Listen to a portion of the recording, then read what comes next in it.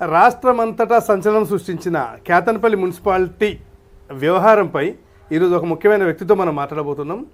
ఎంత బదనం కావాలో అంత అయి, ఎంత బాధపడాలో అంత బాధపడి, నిజంగా అసలు నేను మాట్లాడాలి, నిజాలు చెప్పాలి అని చెప్పేసి ఈరోజు మనకు సమయం ఇచ్చినారు. వారు ఎవరో కాదు, కాంగ్రెస్ పార్టీ మంచిర్యాల జిల్లా అధ్యక్షుడు రఘునాథ్ రెడ్డి. వాస్తవానికి సొంతూరు కావడం వల్ల ఆయన బదనమైందా, అసలు లేకపోతే ఈ ప్రాంతం నుంచి ఆ స్థాయికి ఎదిగిన వాడిని కనుక బదనాం చేయాలని గిట్ట ఇదైందో తెలియదు. కానీ మొత్తాన్ని కొంత ఓపెన్గానే మాట్లాడదాం. సార్ నిజాలు చెప్తారా అబద్ధాలు చెప్తారా? చూడండి. నమస్కారం రఘునాథ్ రెడ్డి గారు. నమస్కారం ప్రసాద్ గారు. అదేవిధంగా డిఎస్పీ ఛానల్ వాళ్ళకు కూడా హృదయపూర్వక నమస్కారాలు. Thank you. ఏంటి అంటే బాగా బదనమైనరా, లేకపోతే అసలు ఏం జరిగింది, ఎన్ని కోట్లు సంపాదించింది అందరు అంటున్నట్టు? మేమైతే అనట్లే. ఇప్పుడు అందరు అంటున్నారంటే మీరు అన్నట్టే కదా, జనం వాక్కు కదా. జనాలకు చాలా మందికి జనాలకు తెలియదు. కాకపోతే ఏంటంటే ఒక ఆలోచన దిశగా దీన్ని జనాలకు పార్టీ రాజకీయాలు కూడా నన్ను వ్యక్తిగతంగా టార్గెట్ చేసి చేసినాయి తప్ప నేను సామాన్య మానవుని, ఒక మధ్యతరగతి కుటుంబీకుని, ఒక సింగరేణి రిటైర్డ్ అయినటువంటి కార్మికుని కొడుకును, ఇక్కడనే పుట్టి ఇక్కడనే చదువుకొని ఈ ప్రాంతంలో విద్యార్థి సంఘం నాయకుడిగా ఈరోజు జిల్లా కాంగ్రెస్ పార్టీ అధ్యక్షుడిగా ఈ స్థానం పొందినంటే నిజంగా చెప్పాలంటే ఇక్కడటువంటి ప్రజలు, నా తోటి మిత్రులు, అదేవిధంగా ముఖ్యంగా నా కాంగ్రెస్ పార్టీ కార్యకర్తలు. కేతన్పల్లి మున్సిపాలిటీ చైర్మన్ వ్యవహారం మీద ఎందుకు మీరు అంత బదనమయ్యారు? ఇప్పుడు చైర్మన్ విషయంలో మేము ఎప్పుడు కూడా తొందరపడలేదు, ఆశపడలేదు, అతి ఉత్సాహం కూడా చూపించలేదు. చాలామంది ఊహాగానాలు, కొన్ని పత్రికలు, కొంతమంది మీడియా వాళ్ళు, కొంతమంది వాళ్ళకు ఉన్నటువంటి ఆలోచన విధానంతో దాన్ని హైప్ ఇచ్చి తీసుకొచ్చిండ్రు. దాంట్లో నన్ను వాడుకున్నారు. నాకు ఒక రకంగా పబ్లిసిటీ వచ్చింది, మైనస్ కూడా వచ్చింది. నా మీద ఒక లేనిపోని అపాండాలు వేశారు. ఆ అపాండాల ద్వారా కొంత ఇమేజ్ డ్యామేజ్ చేయాలన్న ఆలోచనకు కొంతమంది ప్రయత్నం చేసిండ్రు. ఒక రకంగా ఈ కార్యక్రమం చేయడం వల్ల నేను జాతీయ స్థాయి నాయకత్వానికి కూడా నా పేరు తెలిసింది. అంటే ఏదో రకంగా తెలిసింది. ఇప్పుడు వాళ్ళు కూడా ఈ కార్యక్రమం జరిగేది ఇప్పుడు రాష్ట్రంలో సంచలనం సృష్టించింది. కేతన్పల్లి ఏమో జరుగుతుంది, ఏదో జరుగుతుందని చెప్పి ఎలక్షన్ పోస్టర్ అన్నవాడు, ఇది మంత్రి గారి నిజమార్గం అవడు, దీనివల్ల ఎలక్షన్ ఆగిపోవడం వల్ల కాంగ్రెస్ పార్టీ అటెన్షన్ అయింది. నాయకత్వం కూడా అక్కడ ఏం జరుగుతుందని ఒక ఆలోచన దిశ చూడడం జరిగింది. నిజంగా కేతన్పల్లిలో అసలు ఏం జరగలేదా? అంటే కాంగ్రెస్ పార్టీ ట్రై చేసిందా, ట్రై చేయలేదా చైర్మన్ సీట్ కోసం? ఒక వాస్తవం అదంతా నిస్వార్థమైనటువంటి రాజకీయ చరిత్ర ఉండి ప్రజా సంక్షేమం కోసం నిరంతరం పాటుపడే కుటుంబంలో నడిచినటువంటి వివేక్ వెంకటస్వామి గారి పుత్రులు ఈ పెద్దపల్లి చెన్నూరు నియోజకవర్గానికి వారు నిజంగా రావడం చాలా అదృష్టం. ఎందుకంటే వారి నిస్వార్థ సేవకులు ఎక్కడ లేరు. వారి రావడం ఇక్కడటువంటి పార్టీలో నిర్మాణం చక్కగా లేకపోవడం వల్ల మేము కొంత ఓటమి చెందడం జరిగింది. ఆ ఓటమి చెందిన దాన్ని వాళ్ళు పెద్ద భూతద్దంలో పెట్టి చూపించడం వల్ల కొంత సంచలనం కనబడ్డది. అంటే 22 సీట్లలో ఓటమి చెందినమనేదా? లేలే, 22 సీట్లలో మేము ఓటమి చెందలే. నేను ఒక విషయం చెప్తాను, మీరు ఆలోచన చేయండి. మేము గత 30 సంవత్సరాలుగా రామకృష్ణాపూర్లో మాకు trade union base, Congress party కంటే ఎక్కువ ట్రేడ్ యూనియన్ ఐఎన్టీసీ బేస్ ఉండే. ఐఎన్టీసీలో ఉన్నటువంటి సీనియర్ నాయకత్వం అంతా కూడా రోజు రోజుకు తరిగిపోవడం జరిగింది. ఆ తర్వాత మాకు 2020కి వెళ్ళి మా చేతికి రావడం జరిగింది. మేము మొదటికెళ్ళి 89కి వెళ్ళి నేను ఎన్ఎస్సీ ఆర్గనైజర్గా రావడం జరిగింది. కానీ 2020 నుండి మా చేతికి అధికారం అంటే పార్టీ నడిపేటువంటి బాధ్యతలు వచ్చినప్పటికీ అప్పటికి ఉన్నటువంటి సీనియర్ నాయకత్వం అంతా కోల్పోవడం జరిగింది. తెలంగాణ ఉద్యమంలో ఇటు చెల్లచెదరైండు. ఆ తర్వాత ఉన్నటువంటి నాయకత్వము సమిష్టిగా ఉన్నటువంటి 5-6 పార్టీ బలోపేతన కృషి చేసి చేయడం జరిగింది. ఇవాళ మేము ఓడిపోయినాం అని చాలామంది అవాక్కు చెవాకుల్లాగా మాట్లాడుతున్నారు. మేము వాళ్ళకి ఒకటే సూటిగా చెప్పదలుచుకున్నాం. 2020లో జరిగినటువంటి మున్సిపల్ ఎన్నికల లోపల అప్పుడు విప్గా ఉన్నటువంటి బాల్క సుమన్ మాజీ ఎమ్మెల్యే గారు తనకు ఏ విధమైనటువంటి అవకాశం దొరికితే ఆ విధంగా ఆయన విచ్చలవిడిగా రౌడిజం, గూడాయిజం చేసి భయభ్రాంతులకు గురి చేసి ఆ రోజు ఎవరిని కూడా కనీసానికి పోటీ చేసేటువంటి అవకాశం కల్పించకుండా భయభ్రాంతులకు గురి చేసి పోలీస్ డిపార్ట్మెంట్ను, రెవెన్యూ డిపార్ట్మెంట్ను అప్పుడున్నటువంటి అధికారులను ఉపయోగించి భయభ్రాంతులకు గురి చేస్తే ఆ రోజు మాకు నాయకత్వం లేకుండా నేను నాతో పాటు స్థానికంగా ఉన్నటువంటి 2-3 నాయకులను కలిసి ఆయనకు ధైర్యంగా ఎదురొడ్డి నిలిచి మేము 19 సీట్ల పోటీ చేస్తే 1 సీటు గెలిచింది ఆ రోజు. ఈరోజు మేము గర్వంగా చెప్తాం, మంత్రి గారు చేస్తున్నటువంటి సేవను గుర్తించి, మంత్రి గారు చేస్తున్నటువంటి కార్యక్రమాలను గుర్తించి ఇలా మంత్రి గారు మౌలిక సదుపాయాలు కానివ్వండి, రోడ్లు కానివ్వండి, ఎలక్ట్రిసిటీ కానివ్వండి, కాలువల నిర్మాణం కానివ్వండి, వాటర్ సప్లై స్కీమ్ కానివ్వండి, ఈ ఇందిరమ్మ ఇల్లు కానివ్వండి, డబుల్ బెడ్రూమ్ కానీ ఇలా మేము స్వచ్ఛందంగా ఇచ్చినాం. ఎక్కడ కూడా ₹1 కూడా మా కార్యకర్తలు తీసుకోలే. దాన్ని చూసినటువంటి నాయకత్వాన్ని చూసినటువంటి ప్రజలు మమ్మల్ని ఆదరించాలి. ఇలా ఒడగొట్టినా మేము అనలే. ఇవాళ మేము డైరెక్ట్గా 7 సీట్లు గెలిచినాం, ఇండిపెండెంట్ ఒకటి 8 గెలిచినాం, 4 సీట్లు 20 లోపల ఉన్నటువంటి ఓట్లతో ఓడిపోయినాం. ఆ 4 సీట్లు ఓడిపోవడానికి కారణం కూడా మా దగ్గర టికెట్ రానటువంటి నిరాశపరులు, నిస్పృహకు చెందినటువంటి వాళ్ళు, కొంత వాళ్ళ ఓటు అయిపోవడం, వాళ్ళు సహకరించకపోవడం వల్లే మేము ఓటమి చెందాం తప్ప ప్రజలు మమ్మల్ని ఓడగొట్టలేదు. సార్, ఇంతకుముందు మీరు అన్నారు బాల్క సుమన్ చరిష్మా నడుస్తున్నప్పుడు బాల్క సుమన్ దాదాగిరి గూండాజ్ అన్నీ చేసినప్పుడే ఒక సీటు గెలుచుకున్నాం 22లో అని చెప్పేసి అన్నారు కదా. మరి ఇక్కడ మంత్రి గారు ఉన్నారు, మీకు ఇంత బలం ఉన్నది, 2.5 ఏళ్ళుగా పరిపాలన ఉన్నారు, 22లో కనీసం 20 గెలవాలి కదా. రైట్, మీరు అన్నది వాస్తవం. ఇక్కడ మీరు ఒకటి గమనించలేదు, మేము ఒకటే చెప్పినాం, ట్రేడ్ యూనియన్ వ్యవస్థలో ఉన్నటువంటి కాంగ్రెస్ పార్టీ, ట్రేడ్ యూనియన్ నీడ కింద ఉన్నటువంటి కాంగ్రెస్ పార్టీ రాను రాను తరిగిపోయిందని చెప్తున్నాం. తరిగిపోయిందంటే నాయకత్వం కోల్పోయిందని చెప్పినాం. నాయకత్వం వచ్చిన తర్వాత మేము ఆ రోజు 1 గెలిచినాం, 20 గెలవలేదన్నారు.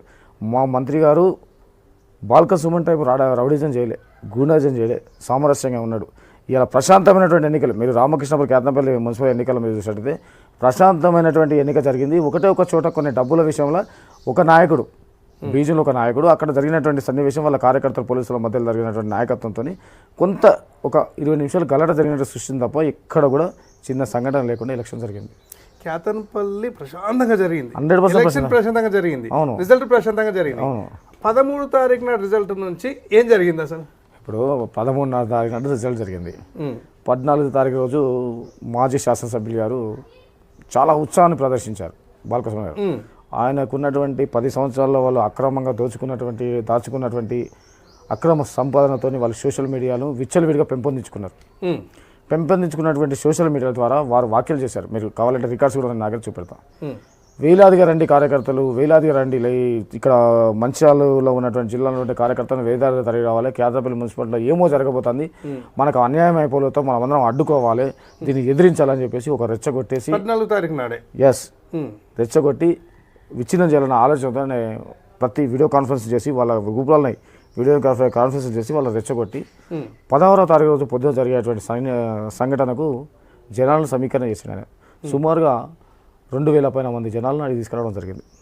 16 నాడు మీరు గమనించండి, 16 నాడు 144 సెక్షన్ ఉంది, 2000 మంది జనాలు వాళ్ళు వచ్చిళ్ళు. మేము అక్కడికి ఎలక్షన్కి మేము అటెండ్ కాలేదు.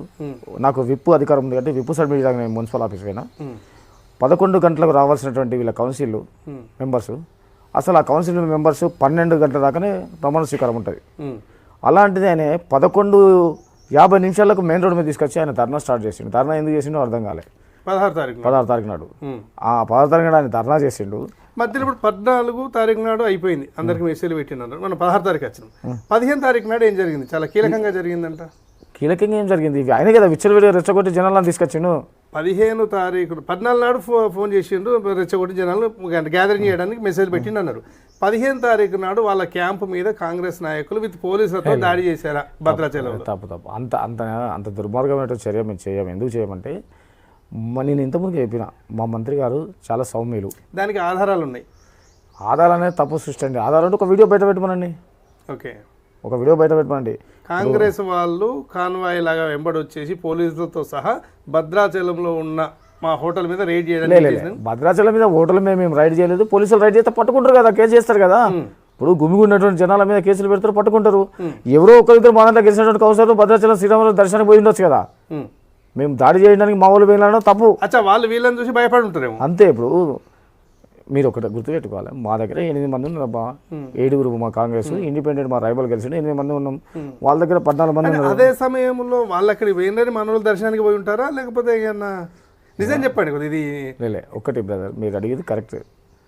ఇప్పుడు ఎలక్షన్స్ అయిన తర్వాత గెలిచినటువంటి కౌన్సిలర్లను ఎవరి కౌన్సిలర్ వాళ్ళు తీర్థయాత్రలు తీసుకుపోతారు. వాళ్ళు వీళ్ళు మా దగ్గరికి వెళ్ళి ఎవరైనా 1-2 కౌన్సిలర్ పోవచ్చు తప్ప మా కౌన్సిలర్ అయితే ఎక్కడికి పోలే. కాంగ్రెస్ పార్టీకి సంబంధం లేదు. కాంగ్రెస్ పార్టీ కౌన్సిలర్ లేరు అది భద్రాచలంలో. మీరు అడగండి, భద్రాచలంలో కాంగ్రెస్ పార్టీ కౌన్సిలర్ లేరు. చైర్మన్ అవుతాను అనుకున్న అభ్యర్థి స్వయంగా వెళ్ళినాడు లేదా అక్కడ మాకు కనిపించాడు. చైర్మన్ అభ్యర్థి చైర్మన్ మా అభ్యర్థి క్యాంపులు ఉందబ్బా. మా క్యాంపులో ఉంది, సిద్దిపేటలో మా క్యాంపులు ఉంటాయి. చైర్మన్ అభ్యర్థి ఇద్దరు ఉన్నారు, ఇద్దరు అనుకున్నాం. వాళ్ళ హస్బెండ్ గిట్ట కావచ్చు కదా. వారు పోతే పార్టీకి అయితే సంబంధం లేదు, వాళ్ళ దర్శనం పక్కనే పోవచ్చు, మాకు సంబంధం. ఓకే సరే, 16 తారీఖు వచ్చేద్దాం. 16 తారీఖు నాడు కార్యాలయం వద్దకు రాకుండా బీఆర్ఎస్ సిపిఐ కౌన్సిలర్లను పోలీసులు అడ్డు పెట్టి ఆపారు, కావాల్సుకొని టైం వేస్ట్ చేశారు అనేది వాళ్ళ ప్రధాన ఆరోపణ. వాళ్ళ ఆరోపణ కాదు, ఎందుకంటే నేను కూడా బయట ఉన్నాను, మీరు ఆఫీస్ దగ్గర ఉంటే ఉండవచ్చు, చూసిన ఒక 4-5 స్థలాలలో నేను ఒక నిమిషం చెప్తా. కార్యాలయానికి పోలీసు ఆపేటువంటి స్థలానికి 500 మీటర్లు గ్యాప్. ఓకే, 500 మీటర్ల గ్యాప్ కూడా మొత్తం ఫ్లైఓవర్ మీద ఒక పోలీసు లేడు. ఫ్లైఓవర్ ఎంట్రన్స్లో పోలీసులు ఉన్నారు, ఫ్లైఓవర్ దిగువన పోలీసులు ఉన్నారు, ఫ్లైఓవర్ దా ఖాళీ ఉంది. ఫ్లైఓవర్ ఎంట్రన్స్ కాడికి మీరు చెప్పినటువంటి కౌన్సిలర్స్ ఏ సమయానికి వచ్చినా మీరే చెప్పండి. మీరు ఉన్నంటాను కదా, ఏ సమయానికి వచ్చారు నేను చెప్తా టైం. మీరే 10:45కి వచ్చిండ్రు. ఓకే, 10:40కి వచ్చింది. 11 గంటలకు ఆడిపోవాలి. 10:40కి వచ్చినటువంటి కౌన్సిలర్లను ఎవరు ఆపిల్లంటారు? ఇప్పుడు మీరే చెప్పండి. పోలీసులు ఆపినారు. కౌన్సిలర్ పోలీసులను ఎందుకు ఆపుతారు? అదే ఇక్కడ అర్థం కాని ప్రశ్న. కౌన్సిలర్ పోలీసులను ఆపలే. వారేం చేసిండ్రు, 10:45కి వచ్చిన విషయం మీరనేది, నేను 10:40కి వచ్చిన నేను మీరంటాను, నేను 11:45కు వాళ్ళ ఆ పొజిషన్కి వచ్చిన అంటాను. ఎందుకంటే 11:45 నిమిషాల కాడికి వచ్చిండు. వచ్చేసరికి వాళ్ళు ఏమన్నా అక్కడటువంటి పోలీసు కూడా ఏం చేస్తుంది, న్యాచురల్గా ఎక్కడైనా వాళ్ళకు రూల్ పొజిషన్స్ ఉంటాయి, రూల్ పొజిషన్ ప్రకారంగా కౌన్సిలర్ అభ్యర్థులు పోండి, ఎవరైనా విప్పు ఉంటే విప్పు పోండి అని చెప్తారు. ఆ సమయంలో ఏదైనా డిస్కషన్ అయి ఉంటే ఆ డిస్కషన్ అడ్డం పెట్టుకొని ఈయన ఆడ ధర్నా చేసి 12 దాకా టైం వేస్ట్ చేసింది కదా, 12 గంటల సమయం అయిపోద్ది. ఆ 15 నిమిషాలు ఆయన చేసింది గందరగోళం అదే కదా. ఇప్పుడు వాళ్ళు కౌన్సిలర్లు ఉన్నటువంటి విడిదిరి ఏదైతే ఇల్లుందో ఆ ఇంటికి అంచెల్లి మున్సిపల్ ఆఫీస్కి 1 కిలోమీటర్ అండి, నడుచుకుంటూ పోయినా 10 నిమిషాల్లో పోగలుగుతారు. అలాంటిది వాళ్ళకు వాళ్ళే ఉద్దేశపూర్వకంగా చేసిండ్రు. ఆ ఉద్దేశపూర్వకంగా చేసి ఆయన ఒక రాష్ట్ర స్థాయిలో ఒక అలజడి సృష్టించాలి, సంచలనం సృష్టించాలని ఒక ప్రయత్నం చేసిండు. రాష్ట్రంలో పెద్ద నాయకుని పేరు ఉంటుంది కదా, రాష్ట్రంలో పెద్ద నాయకుడు పేరుంది. కాకపోతే ఏంటంటే ఆయన గతంలో ఇక్కడ ఎంపీగా తర్వాత ఎమ్మెల్యేగా ఉన్నప్పుడు ఆయన చేసినటువంటి అరాచకాలు, ఆయన చేసినటువంటి దోపిడీ, ఆయన భయప్రాంతాలకు గురి చేసినటువంటి నాయకత్వం, ఇవన్నీ కూడా అబాసు పాలై ఆయన 2018 ఎన్నికలపై ఆయన ఓడగొట్టడం జరిగింది.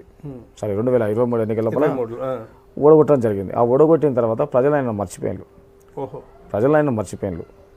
పార్టీని మర్చిపోయారు. ప్రజాసేవకు నిరంతరం ప్రజల మధ్య ఉండి వారానికి 4 రోజులు ఈ ప్రాంతాల్లో ఉండి ప్రజల మధ్య తిరుగుతున్నట్టు వివేక్ గారి ఇమేజ్ డెవలప్ అవుతుంటే చూసి తట్టుకోలేక ఆ ఇమేజ్ని డ్యామేజ్ చేయాలనే ఆలోచనతో ఆయన వక్రబుద్ధితో చేసినటువంటి కార్యక్రమం. అందులో కొంతమంది మిత్రులు సహకరించే మిత్రులలో కొన్ని చిన్న పత్రికా మిత్రులు ఉన్నారు, మీడియా మిత్రులు ఉన్నారు. వీళ్ళందరూ కూడా సహకరించడం వల్ల ఆయనకు కొంచెం హాయి పిచ్చి తీసుకొచ్చేసి రాష్ట్ర వ్యాప్తంగా ఒక ఛాలెంజ్. 16 తారీఖు నాటి వరకు గొడవ ఏం లేదు, అంటే లాట్ చార్జ్ అట్లాంటి 17 నాడు లాట్ చార్జ్ జరిగింది. 16 తారీఖు నాడు మీరు విప్ జారీ చేయడానికి పోయినట్టున్నారు కదా. అవును, 100 మంది పోవాల్సిన అవసరం ఏమున్నది? మీరు అదే విషయం. నేను విప్ జారీ చేయడానికి పోయినప్పుడు నేను యాక్చువల్లీ 11 గంటలకు విప్ జారీ చేయడానికి పోయినా.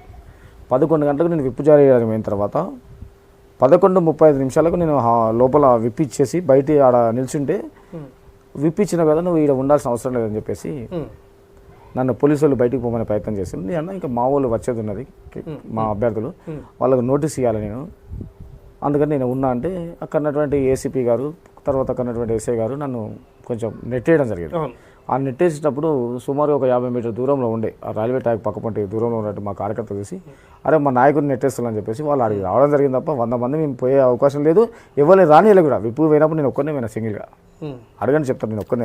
ఫోటో కూడా ఉంది కదా, అదే కదా నన్ను నెట్టిన తర్వాత టెంట్ కింద మిమ్మల్ని చూస్తూ కార్యకర్తలంతా ఇప్పుడు ఇట్లా వాళ్ళు ఉంది, మా అధ్యక్షుని అరే పోలీసులు ఎందుకు నెడతాను, అసలు ఏం జరుగుతుంది లోపల ఉన్నది. మీరు మీకు ఒకటే చెప్పిన ఎన్నికల సమయంలో మేము ప్రభుత్వం ఉన్నట్టుగా నటించలేదు, మున్సిపల్ చైర్మన్ ఎన్నిక జరిగేటప్పుడు కూడా ప్రభుత్వం ఉన్నట్టుగా మేము చేయలేదు. మేము ప్రజాస్వామ్యబద్ధంగా ఏదైతే హక్కులు ఉన్నాయో హక్కులు కాపాడే ప్రయత్నం చేస్తాం.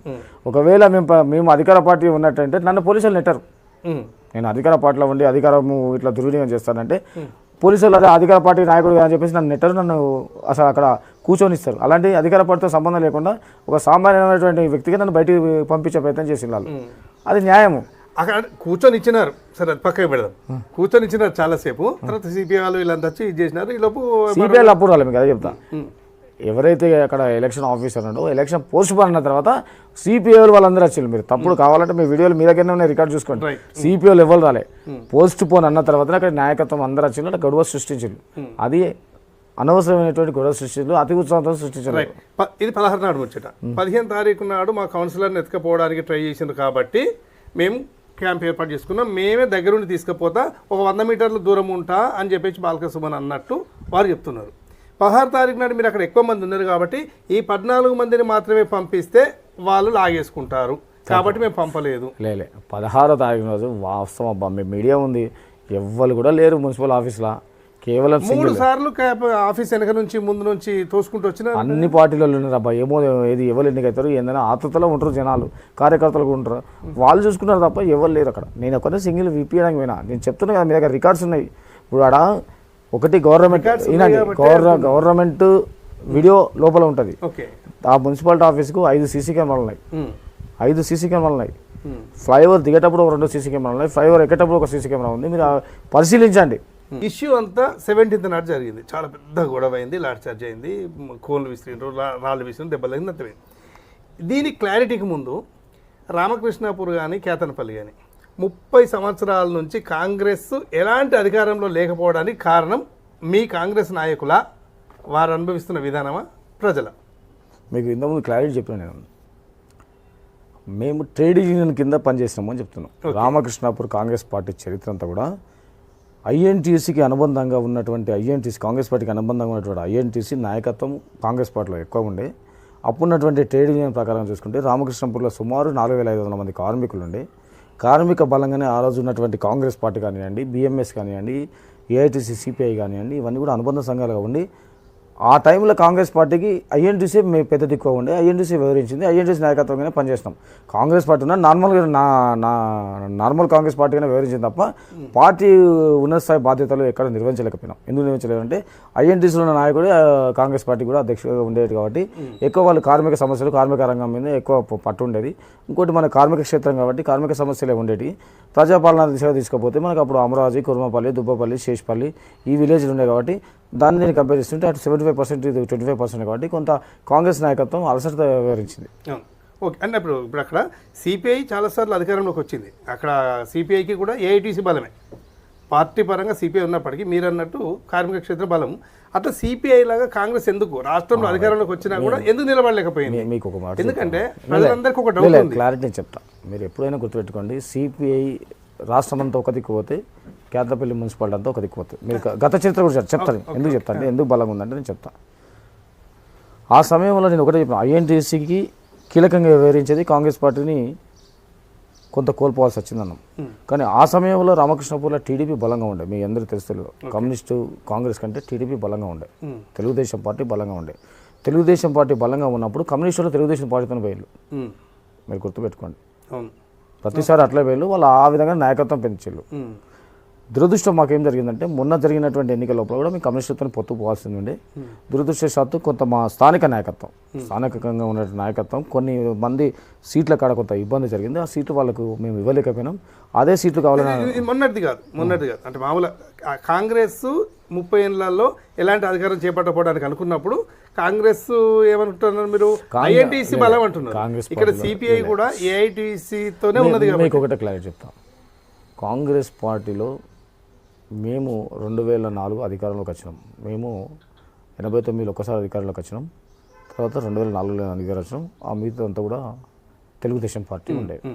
తెలుగుదేశం పార్టీ ఉన్నప్పుడు తెలుగుదేశంను కమ్యూనిస్టులు పొత్తు ఉండేవాళ్ళు చాలాసార్లు, మీరు గుర్తుపెట్టుకోండి. ఒక్కసారి కాంగ్రెస్తో పొత్తున్నారు, ఆ సమయంలో మాకు సీట్లు తక్కువ వచ్చినాయి, వాళ్ళకి సీట్లు ఎక్కువ వచ్చినాయి, వాళ్ళ అయిండ్రు. తర్వాత కూడా మేము ఎప్పుడు కూడా రామకృష్ణాపూర్, కేతనపల్లి 3-4 ఎంపీటీసీ గెలిచేవాళ్ళం. అప్పుడు తెలుగుదేశం ఉండే, సిపిఐ ఉండే. సిపిఐ వాళ్ళు ఎటు దిక్కుపోతే అటు అధినాయకత్వం ఉండే. కొంత మా నాయకత్వంలో క్లియర్గా మేము చెప్పేది ఏంటంటే అప్పుడు ఉన్నటువంటి సీనియర్ నాయకత్వం కూడా మేము కట్టుబడి ఉండాల్సి వచ్చింది. వాళ్ళు ఏ నిర్ణయాలు తీసుకున్నారు, నిర్ణయాలు కట్టుబడి ఉన్నాం. దాంట్లో కొంచెం కోల్పోయినాం, పార్టీ నష్టపోయింది, కోల్పోయినాం. మేము గెలుపుకోవడానికి కారణం ఉన్నది మీరు ఏంటంటే కాంగ్రెస్ పార్టీలో నాయకత్వం ఎట్లా ఉంటుందంటే కాంగ్రెస్ బ్యానర్ మీద పనిచేసే నాయకత్వం కాంగ్రెస్ పార్టీ కట్టుబడి ఉండి ప్రజలను చైతన్యం చేసేటువంటి ప్రయత్నం, ప్రజా సమస్యల మీద పోరాటం చేసే ప్రయత్నం ఉండేది. ఆ నాయకత్వం చేసే సమయంలో మాలాంటి లీడర్షిప్ అంతా కూడా విద్యార్థి సంఘం, యువజన సంఘంలలో మేము బాధ్యత ఉండే. అది మేము కూడా ఆ బాధ్యత పరంగా మేము పనిచేసినాం. పార్టీ పరంగా సీనియర్ లీడర్షిప్ ఉండి ఆ senior leadership bonded to INTUC, అట్లా మేము కోల్పోయినాం. కమ్యూనిస్టులో ఎందుకు గెలిచిందంటే కమ్యూనిస్టులో ఒక సిద్ధాంతం ఉంది, ఏ నిర్ణయం తీసుకోవాలన్నా వాళ్ళ పార్టీ కమ్యూనిస్ట్ పార్టీ నిర్ణయం తీసుకుంటుంది. ఆ నిర్ణయాలకు అనుగుణంగా ట్రేడ్ యూనియన్ కలిసి పనిచేస్తుంది. కానీ ఇక్కడ ఏమైపోయిందంటే రామకృష్ణపురం అప్పుడు ట్రేడ్ యూనియన్ నిర్ణయం తీసుకునేది, దానికి అనుబంధంగా కాంగ్రెస్ పార్టీ పనిచేయాల్సి వస్తుందండి. అట్లా మాకు కొంత ఇబ్బంది అయింది. ఇక్కడ కార్మిక నాయకునిగా చాలా పెద్ద సీనియర్ నాయకులు వెంకట్రావు గారు, వారు చాలా సేవలు అందించారు, చాలా ఉన్నాయి. వారి విధానంలోనే అంటే ఆయన ప్రోటోకాల్ పోకుండా ఇక్కడ ఎవరు సర్పంచ్ కానీ జెడ్పీటీసీ కానీ ఎంపీపీ కానీ కాంగ్రెస్ ఉండకుండా చేయడం, అందువల్లనే ఇక్కడ కాంగ్రెస్ ఎదగకపోవడం అనేది ఒక ఆరోపణ. నెక్స్ట్ ఇంకోటి ఏంటంటే అదే విధానాన్ని ఇప్పుడున్న కాంగ్రెస్ నాయకులు కూడా ఒక 4-5 ఉండాలి తప్ప వేరే వాళ్ళకి ప్రోటోకాల్ ఉండద్దు, ఎలాంటి పదవులు ఉండద్దు అని కుట్రలు చేస్తారు అనేది ఏమంటారు? ఆ రోజుల్లో ఉన్నటువంటి సమస్య మీకు చెప్పిన ట్రేడ్ యూనియన్ సమస్య ఈ రోజుల్లో మేము క్లియర్గా చెప్తున్నాం. ఆ నాయకత్వం చేయాలనే ఆలోచన ఇప్పుడున్నటువంటి 1-2 నాయకులు చేయాలంటే నేను ఇలా జనరల్ సీట్ వచ్చింది, ఇలా మున్సిపల్ జనరల్ సీట్ వచ్చింది, నేను పార్టీ ప్రెసిడెంట్గా ఉన్నా, పార్టీకి ఆల్టర్నేట్గా నేనే నాయకుడిని కాంగ్రెస్ పార్టీ విషయానికి వచ్చేసరికి. ఇలా జనరల్ సీట్ అయింది, ఉమెన్ అయింది, నా భార్యను నిలబెట్టుకొని నేను గెలవచ్చు, నేను ఇలా నాయకత్వాన్ని చేయించుకోవచ్చు, ఇలా చైర్మన్ కూడా కావచ్చు, నాకు అవకాశం ఉంది. పార్టీ హైకమాండ్ ఒక నిర్ణయం చెప్పింది, ఏం చెప్పింది, రఘునాథ్ నువ్వు జిల్లా పార్టీ ప్రెసిడెంట్గా ఉన్నావు, వేరే వాళ్ళకి అవకాశం ఇవ్వాలన్నది. నేను దానికి కట్టుబడి ఉన్నాం, వేరే వాళ్ళకి అవకాశం ఎవరికి ఇచ్చినా బాధలేదన్నాం, అందరూ కలిసి పనిచేద్దామన్నా, కలిసి పనిచేస్తున్నాం. కలిసి పనిచేయడం మీకు చెప్పినప్పుడు మేము 4 సీట్లు మా అంతర్గతంగా ఉన్నటువంటి నాయకత్వ లోపం, స్థానికంగా ఉన్నటువంటి అంతర్గత నాయకత్వ లోపం ఏదైతుందో వాళ్ళు సమన్వయం చేయడంలో విఫలం చెందిండు. అక్కడ ఉన్నటువంటి టికెట్ అన్నటువంటి మా మిత్రులు మాకు పనిచేయలేదు కాబట్టి మేము 20 ఓట్ల లోపలే ఓడిపోయినాం. ఒక్క సీటు భారీ మెజార్టీతో ఓడిపోయినాం, 13వ నెంబర్లో. మిగతా అన్ని కూడా మేము అన్ని కూడా 70-80 ఓట్ల లోపలనే పోయినాం. అంటే ఒకవేళ మున్సిపాలిటీ టోటల్ ఓటింగ్ చూసుకుంటే కాంగ్రెస్కి ఎక్కువ వచ్చినట్టుంది. 100% 7,600 ఓట్లు వచ్చినాయి. రెండో స్థానంలో టీఆర్ఎస్ ఉంది 5,200, సిపిఐ ఉంది 3,000. సీట్లు పెరిగినాయి అంతే, వాళ్ళ సీట్లు పెరిగినాయి, ఓటింగ్ పర్సెంటేజ్ మాకే ఉంది. రైట్. ఇప్పుడు సీతారామయ్య గారిని అంత మాట ఎలా అనగలిగారు మీరు? ఏమాట మీ స్థాయి, నేను మాట్లాడే స్థాయి కాదన్న తప్పు. వారంటే నా గౌరవం. నేను ఒకటి చెప్తున్నా, నేను మా తండ్రి అసలు ఎందుకు పోయింది మెయిన్ ఏంటంటే ఆ పొత్తు పోవడమే ఈ అంత వ్యవహారానికి కారణం. పొత్తు పోవడానికి కారణం 2 సీట్ల అబ్బా. చాలా మంది బయట ప్రచారం తప్పు చేస్తారు. వాళ్ళు 11 అడిగిళ్ళు, 11 నుండి 8 కచ్చిళ్ళు, 8 నుండి 5 కచ్చిళ్ళు, 5లో వాళ్ళు 2 కీలకమైన సీట్లు అడిగారు. యాక్చువల్లీ వాళ్ళు అడిగిన అన్ని కూడా కీలకం. ఏవి కీలకం అంటే 1వ నెంబర్ అడిగిళ్ళు, మా దగ్గర 12వ నెంబర్ అడిగిళ్ళు, 6వ నెంబర్ అడిగిళ్ళు, 8వ నెంబర్ అడిగిళ్ళు, 18 అడిగిళ్ళు, 22 అడిగిళ్ళు, 7వ నెంబర్ కూడా అడిగిళ్ళు. ఇవి కీలకమైన స్థానాలు మాకు కూడా. ఈ అయినప్పుడు పొత్తులలో కొన్ని ఇద్దామని డిసైడ్ అయినాం. అయిన తర్వాత 4 సీట్ల వరకు క్లియర్గా వచ్చినాం. 5వ సీటు కాడ ఒక ఇబ్బంది అయింది. 5వ సీటు కూడా 22 ఇవ్వన్నారు, 22 మేము ఇవ్వమంటే 18 ఇవ్వన్నారు. 18లో మా టౌన్ ప్రెసిడెంట్ పల్లెరాజు వాళ్ళ మెసేజ్ పోటీ చేస్తుంది. 22 వచ్చేసరికి మా కాడ సీనియర్ లీడర్ గుడ్నాల శ్రీనివాస్ ఉన్నాడు, గతంలో పోటీ చేసిన ఆకుల రాజా ఉన్నాడు, ఇంతమందికి ఎంపీటీసీ అయినాయి. తర్వాత గండి కుమార్ అని ఒక యూత్ లీడర్ ఉన్నాడు. ఇది కాకుండా సిట్టింగ్ సీట్ అక్కడ 20,000 రాశాను మాకు టీఆర్ఎస్ కాంగ్రెస్ పార్టీ 22 ఆయన సిపిఐ పట్టుబట్టింది కూడా ఆ సీటే, సిపిఐ కూడా పట్టుబట్టింది కూడా అదే. అక్కడనే డిస్టర్బ్ అయింది. ఆ డిస్టర్బ్ వల్ల వాళ్ళు పొత్తు క్యాన్సిల్ చేసుకున్నారు. 3-4 సార్లు చర్చలో కూర్చున్నారు కదా. ఫస్ట్ కోపం వల్ల అన్నారా సీతారామయ్యను? ఎక్కడ కూడా లేదు. సీతారామ గారు అంటే గౌరవం. నేను ఈరోజు కూడా చెప్తున్నాను కదా, ఇప్పటికి కూడా టాక్ నడుస్తుంది. ఇక అంటే ఒక విషయం చెప్తా, మా పార్టీలో ఉన్నటువంటి సెకండ్ లీడర్షిప్ కానివ్వండి, సిపిఐలో ఉన్నటువంటి కొంతమంది లీడర్లు కానీ ఏదో బంధం చేయాలని, అంటే ఎందుకు బంధం చేస్తారంటే నేను ఒకటి చెప్తా, రఘునాథ్ రెడ్డి ఇచ్చింది ఒక అగ్రెసివ్గా ఉంటా. నేను చెప్తా, ఇది అది ఎక్స్ప్లెయిన్ చేస్తాను. రఘునాథ్ రెడ్డి కొంత అగ్రెసివ్గా ఉంటా. దేనికి అగ్రెసివ్గా ఉంటా? నా వ్యక్తిగత కోసం కాదు, కాంగ్రెస్ పార్టీ స్ట్రెంథన్ చేసే విషయంలో కాంగ్రెస్ పార్టీ నాయకత్వం ఎక్కడన్నా పొరపాటు జరిగితే, స్థానికంగా ఉన్నటువంటి కింది లీడర్షిప్ ఎక్కడన్నా తడబాటు పడుతున్నప్పుడు నేను గాంభీరంగా వివరిస్తా. అడ్మినిస్ట్రేట్ చేయాలి, పార్టీని సక్రమంగా ఉంచాలనే దాంతో గాంభీర్యమైన వాయిస్ ఉంటుంది. కాబట్టి అదే సిస్టంలో సిపిఐతో మేము చర్చలు జరిపినాం. మొదటి చర్చలు సిసి గెస్ట్ హౌస్లో జరిపినాం, 2వ చర్చలు సిపిఐ ఆఫీస్లో జరిపినాం, 3వ చర్చలు చెన్నూరు క్యాంప్ ఆఫీస్లో జరిపినాం. మొదటి చర్చలు జరిపినప్పుడు నేను, సీతారామయ్య గారు, గౌరవనీయులు మంత్రి గారు ఉండే. 2వ చర్చలు జరిపినప్పుడు నేను, పల్లెరాజు గారు, వడ్నాల శ్రీనివాస్ మా పార్టీ నుండి, కమ్యూనిస్ట్ పార్టీకి వెళ్ళి లక్ష్మణ్ గారు, తర్వాత మిఠపల్లి శ్రీనివాస్ గారు, సత్యం గారు, సీతారామయ్య గారు ఉండే. ఈ 4 జరిపినప్పుడు 2వ చర్చలు జరిగినాం మాకు 28వ తారీఖు రోజు అనుకుంటా. ఆ రోజు జరిగినప్పుడు మీ చర్చలు జరిగినప్పుడు వాళ్ళు ఏమన్నారు, 11 సీట్లు అన్నారు, 8 సీట్లు అన్నారు. 8 సీట్లు అన్నప్పుడు నేను అన్నా, అరే 8 సీట్లు ఇవ్వబోయి మీరు ఇవ్వండి, మనకు టైం ఉంది, 5 రోజులు టైం ఉంది, సర్వే చేయించుకుందాం, ఎవరికి మెజార్టీ వస్తుంది, ఎక్కడ గెలుస్తాం అనుకుంటే అటు సీట్లు మనం తీసుకుందాం అని నేను చెప్తే, అట్లా టైం ఉంటే మేము అడిగే సీట్లు ఇవ్వాలని చెప్పేసి లక్ష్మణ్ గారు మాట్లాడారు. లక్ష్మణ్ గారు మాట్లాడినప్పుడు నేను కూడా సీతారామయ్య సార్తో అన్నా, అట్లా కాదు సార్, మనం ఏదో చేద్దాం, అందరం కలిసి ఉందాం సార్, కాంగ్రెస్ పార్టీలో గెలవాలి, నేను చిన్నప్పటి నుండి చూడలేదు, కాంగ్రెస్ పార్టీ గెలిస్తే బాగుంటుంది సార్, మనం అందరం కలిసి చేద్దాం అది అని అన్న తర్వాత, లేలే లక్ష్మణ్ ఉండి లేలే అట్లా ఉన్నదని మాకు 8 ఇవ్వాలి, మేము అడిగే సీట్లు ఇవ్వలేదంటే నేను ఏమనంటే లక్ష్మణ్ ఇట్లే, ఎందుకంటే ఒకటే బ్యాచ్లో మేము ఉన్నాం కాబట్టి లక్ష్మణ్ లాస్ట్ టైం కూడా మనం 2020లో కూడా మున్సిపల్ ఎలక్షన్ అప్పుడు మనం చర్చలో కూర్చున్నాము. నువ్వు ఇట్లే చెడగొట్టి వెళ్ళిపోయినావు. ఆ రోజు మనమిద్దరం మాట్లాడుకున్నాం. నువ్వు ఇట్లే డిస్కషన్ అయింది 11 అన్న తర్వాత బయట కాకుండా అయిపోయాం, ఇద్దరు వెళ్ళిపోయినాం, విడిపోయినాం పోయి నష్టపోయినాం. ఆ రోజు ఈ రోజు కూడా నేను మాట్లాడుతుంటే నేను సరిపోతలేను, నీకు నా స్థాయి నీకు సరిపోతలేదు కావచ్చు. ఓహో, ఓపెన్ చెప్తారు, దాసేదేం లేదు. ఆ స్థాయి అనే పదం అట్లా వచ్చింది. నేను నీకు సరిపోతలేను కావచ్చు. సీతారామయ్య సార్ అంటే నా గౌరవం. నేను సార్ ముఖం చూసి ఇప్పటివరకు కూడా ఓపికతో ఉన్నా పోయి. ఇక నీకు నచ్చలేదు అనుకుంటే మా మంత్రి గారు ఉన్నారు, కాన్స్టిట్యూన్సీ వాళ్ళది. నేను పార్టీ పరంగా నేను మాట్లాడినా కాన్స్టిట్యూన్సీ వాళ్ళది. ఏదైనా ఉంటే కాన్స్టిట్యూన్సీ నిర్ణయం తీసుకునే మంత్రి గారు. మీరు మంత్రి గారితో మాట్లాడండి సార్, మీరు ఆలోచన చేయండి సార్, ఇట్లా దండం పెట్టి నేను నడుచుకుంటూ వచ్చిన. ఇది జరిగింది అయిపోయింది, క్లియర్. అక్కడ ఓపెన్గా ఉన్నాం, అక్కడికి ఏం కాలే, అయిపోయింది. మళ్ళీ మాట్లాడుకుంటూ ఉన్నాం, చర్చ జరుగుతూనే ఉన్నాయి. ఫోన్లో మాట్లాడుకున్నాం. తర్వాత కల్వేరి శంకర్ గారు ఎంటర్ అయ్యిండు, అది రాష్ట్ర కౌన్సిల్ మెంబరు, మాట్లాడుతున్నాం, ఫోన్లో మాట్లాడుతున్నాం. ఆ తర్వాత 2వ తారీఖు రోజు సమ్మక్క రోజు 2వ తారీఖు రోజు కూడా ఫోన్ చేసిన రమరావు గారు పిఏ గారు కూడా ఫోన్ చేసింది, సీతారామ గారికి ఫోన్ చేసిండు. సార్ మాట్లాడదాం రమ్మంటే వాళ్ళు ఎక్కడికి చెన్నూరు క్యాంప్ ఆఫీస్కి వచ్చారు. ఓకే, చెన్నూరు క్యాంప్ ఆఫీస్లో చర్చలు జరిగేటప్పుడు నేనున్నా, మా మంత్రి గారు ఉన్నారు, మంత్రి గారు పిఏ ఉన్నారు, ప్రైవేట్ పిఏ. అక్కడ మన లక్ష్మణ్ గారు, సత్యం గారు, తర్వాత మెట్టపల్లి సింగ్ గారు, సీతారామయ్య గారు, అక్బర్ అలీ గారు, శంకర్ గారు, వాళ్ళు 7 ఉన్నారు, మేమిద్దరం ఉన్నాం. నేను ఒకవేళ ఆ రోజు వాళ్ళని అవమానపరిచి వాళ్ళని ఇబ్బంది పెట్టినట్టు అయినట్టయితే 29వ తారీఖు జరిగితే 2వ తారీఖు రోజు ఆ రోజు మా మంత్రి గారి ముందర నన్ను ప్రశ్నించేవారు, అడగాల్సిందండి. రఘునాథ్ రెడ్డి ఇట్లా మాట్లాడేది కరెక్ట్గా సార్ అని ఆ రోజు విమర్శించాలి. ఆ రోజు విమర్శించలే. ఆ రోజు చర్చలో నాతో పాల్గొన్నారు. హాయి బై అన్నాం, సెకండ్ ఇచ్చుకున్నాం, చాయ్ తాగినాం, కాఫీ తాగినాం, మాట్లాడుకున్న సేమ్ ఇదే ఒక టికెట్ కాడ 22 నెంబరు 22 చెప్పితే 18 అండి, 18 చెప్పితే 22 ఇవ్వమని పట్టుకున్నారు. ఇదే పట్టుబట్టి లాస్ట్కి 18 మాకు అవసరం లేదు 22 ఇవ్వమని కూర్చున్నారు. అక్కడ డిస్కషన్ అయింది. అయిన తర్వాత నేను మంత్రి గారు సీతారామ గారు ముగ్గురం కలిసి చెన్నూరు నుండి ఇక్కడ మన ఆర్కే సమ్మక్క దాకా చర్చ జరుపుకుంటూ వచ్చినాం. లాస్ట్కి 5 సీట్లు తీసుకోండి, ఆ 4 కాకుండా 22 కాకుండా ఇంకో సీట్లో తీసుకోండి, 5 తీసుకోండి, కోఆప్షన్ ఇస్తాం, 2 కోఆప్షన్ ఇస్తామని ఆ రోజు మాట్లాడినాం. అయిపోయిన తర్వాత సరే అండి మళ్ళీ మాట్లాడదాం పొద్దున అన్నారు. పేర్లు నాతోనే మంత్రి గారు చెప్పిండు, రఘునాథ్ వాళ్ళతో మాట్లాడినారు. పొద్దున్న మళ్ళీ సీతారామ గారితో ఫోన్ చేసి మాట్లాడా, సార్ ఏం సార్ పరిస్థితి అంటే లేదు రఘునాథ్ గారు మాకు 22 ఇవ్వాలని వారు అడగడం జరిగింది న్యాయంగా. లేదు సార్ ఆ విషయం అంటే నేను డిసైడ్ చేయలేదు సార్, మీరు ఏదంటే మంత్రి గారితో మాట్లాడుకోండి, 5 సీట్లు అయితే ఇస్తాం సార్, 2 ఆప్షన్ సార్ అంటే సరేనండి మంత్రి గారితో మాట్లాడుతున్నారు. మళ్ళీ నాకు రిప్లై చేయలేదు. ఈ మధ్యలో ఏం జరిగింది, ఇంత అంటే చాలా నమ్మకంగా చాలా రహస్యంగా అంటే మొత్తానికి చర్చలు జరుగుతున్నాయి కదా, ఎందుకు బయటకు వచ్చినాయి చర్చలు? ఇప్పుడు అసలు ఎట్లా బయటకు వచ్చినాయి? ఇప్పుడు జరుగుతున్నాయి, జరిగేటప్పుడు కొన్ని విషయాల్లో నేను చెప్పగలుగుతాను. నేను దీనికంటే ముందు మీకు ఒక విషయం చెప్పదలుచుకున్నా. కాంగ్రెస్ పార్టీ ఎన్నికల లోపల మా దగ్గర ఒక సిస్టమ్ ఉంటుంది. మేము ఒక కోర్ కమిటీ వేస్తాం. కోర్ కమిటీ అంటే పోటీ చేయనటువంటి లీడర్లందరినీ, ఒక సీనియర్ లీడర్లందరినీ ఒక కోర్ కమిటీ వేసి అన్ని వార్డులలో తిరిగి నాయకత్వం పెంచాలనే ఆలోచనలో మనం ఒక కోర్ కమిటీ వేస్తాం. ఆ వేసే దశలో అబ్దుల్ అజీద్ గారిని ఒక మెంబరు, శ్రీనివాస గౌడ్ గారిని ఒక మెంబరు, చంద్రగిరి ఎల్లయ్య గారిని ఒక మెంబరు, మాంకల్ శ్రీనివాస్ గారు ఒక మెంబరు, సాగర్ రెడ్డి గారిని ఒక మెంబరు, తర్వాత మొట్ట సుధాకర్ గారు ఒక మెంబరు, 6గురితో కలిపి ఒక కమిటీ వేసినాం. కమిటీ వేసిన తర్వాత ఈ చర్చలు అయిపోయిన తర్వాత ఆ కమిటీతో ఒకసారి మనలతో కూడా మాట్లాడి నిర్ణయం తీసుకొని చెప్పింది నాకు. చెప్పినప్పుడు ఈ విషయం ఈ చర్చలు జరిగింది, మనం ఇట్లా టికెట్ ఇట్లా ఉన్నాయి ఏం చేద్దామని అన్నప్పుడు అందులోకి వెళ్ళి ఎవరో అతి ఉత్సాహంతో దాన్ని బయటపెట్టారు. దాన్ని బయటపెట్టిన తర్వాత టీఆర్ఎస్ దృష్టికి పోయింది, వాళ్ళు నిర్ణయం తీసుకున్నారు. సిపిఐని పిలుచుకొని మేము 9 గంటలకు నేను మాట్లాడినా 10 గంటలకు వాళ్ళతో ఈ చర్చలో కూర్చొని 11 గంటలకు ప్రెస్ మీట్ అనౌన్స్ చేసుకున్నారు.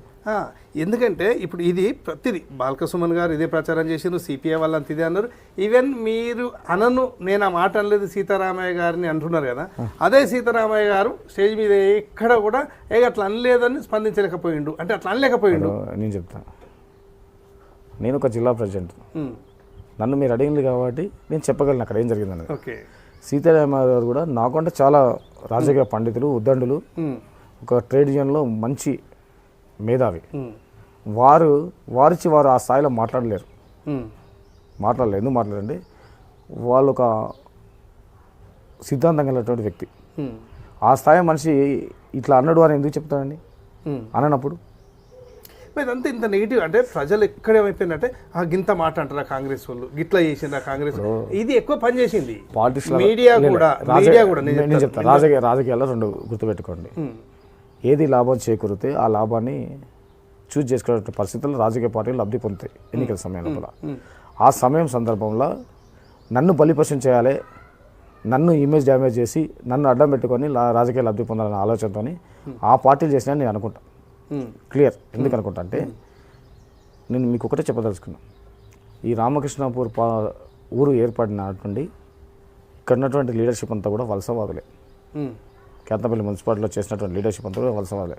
ఇయాటికి కూడా ప్రజాక్షేత్రంలో ఉన్నటువంటి ప్రజలు ఎన్నుకోబడ్డ లీడర్లందరూ కూడా బయటి వారే. స్థానికంగా ఒక బద్రీనారాయణ తప్ప ఎవరు కూడా స్థానికులు కాదు. అంటే సర్పంచ్ గురించి మీరు చెప్పేది అన్ని రాజకీయ పదవులు గుర్తుపెట్టుకోండి. అన్ని ప్రజాక్షేత్రంలో సంబంధించి నేను కేతనపల్లి మున్సిపల్ అనట్లే, రామకృష్ణపూర్ టౌనే అంటాను. రామకృష్ణపూర్ టౌన్ అందరూ కూడా వలసవాదులే నాయకత్వం చేసేళ్ళు. వలసవాదులే ఉన్నతమైన స్థానానికి వేళ్ళు. స్థానికంగా ఉన్నటువంటి లీడర్ ఎవ్వరు కూడా లీడర్ కాలే, గుర్తుపెట్టుకోండి. ఆ సమయం లోపల ఇలా కాంగ్రెస్ పార్టీ నా ఉన్నటువంటి క్యాడర్ను లేకపోతే పార్టీలో ఉన్నటువంటి దృష్టిలో పెట్టుకొని ఒక విద్యార్థి నాయకుడికి ఒక సామాన్య కుటుంబంలోకి వెళ్ళి అంచెలంచెలుగా పార్టీని నమ్ముకొని పార్టీకి సేవ చేస్తూ అన్ని కష్టాలు వచ్చినా ఎన్ని నష్టాలు వచ్చినా ఓర్చుకొని నేను ఉన్నా కాబట్టి ఇలా పార్టీ ఒక ఉన్నతమైన స్థానాన్ని పార్టీ బాధ్యతలు నాకు అప్పచెప్పింది.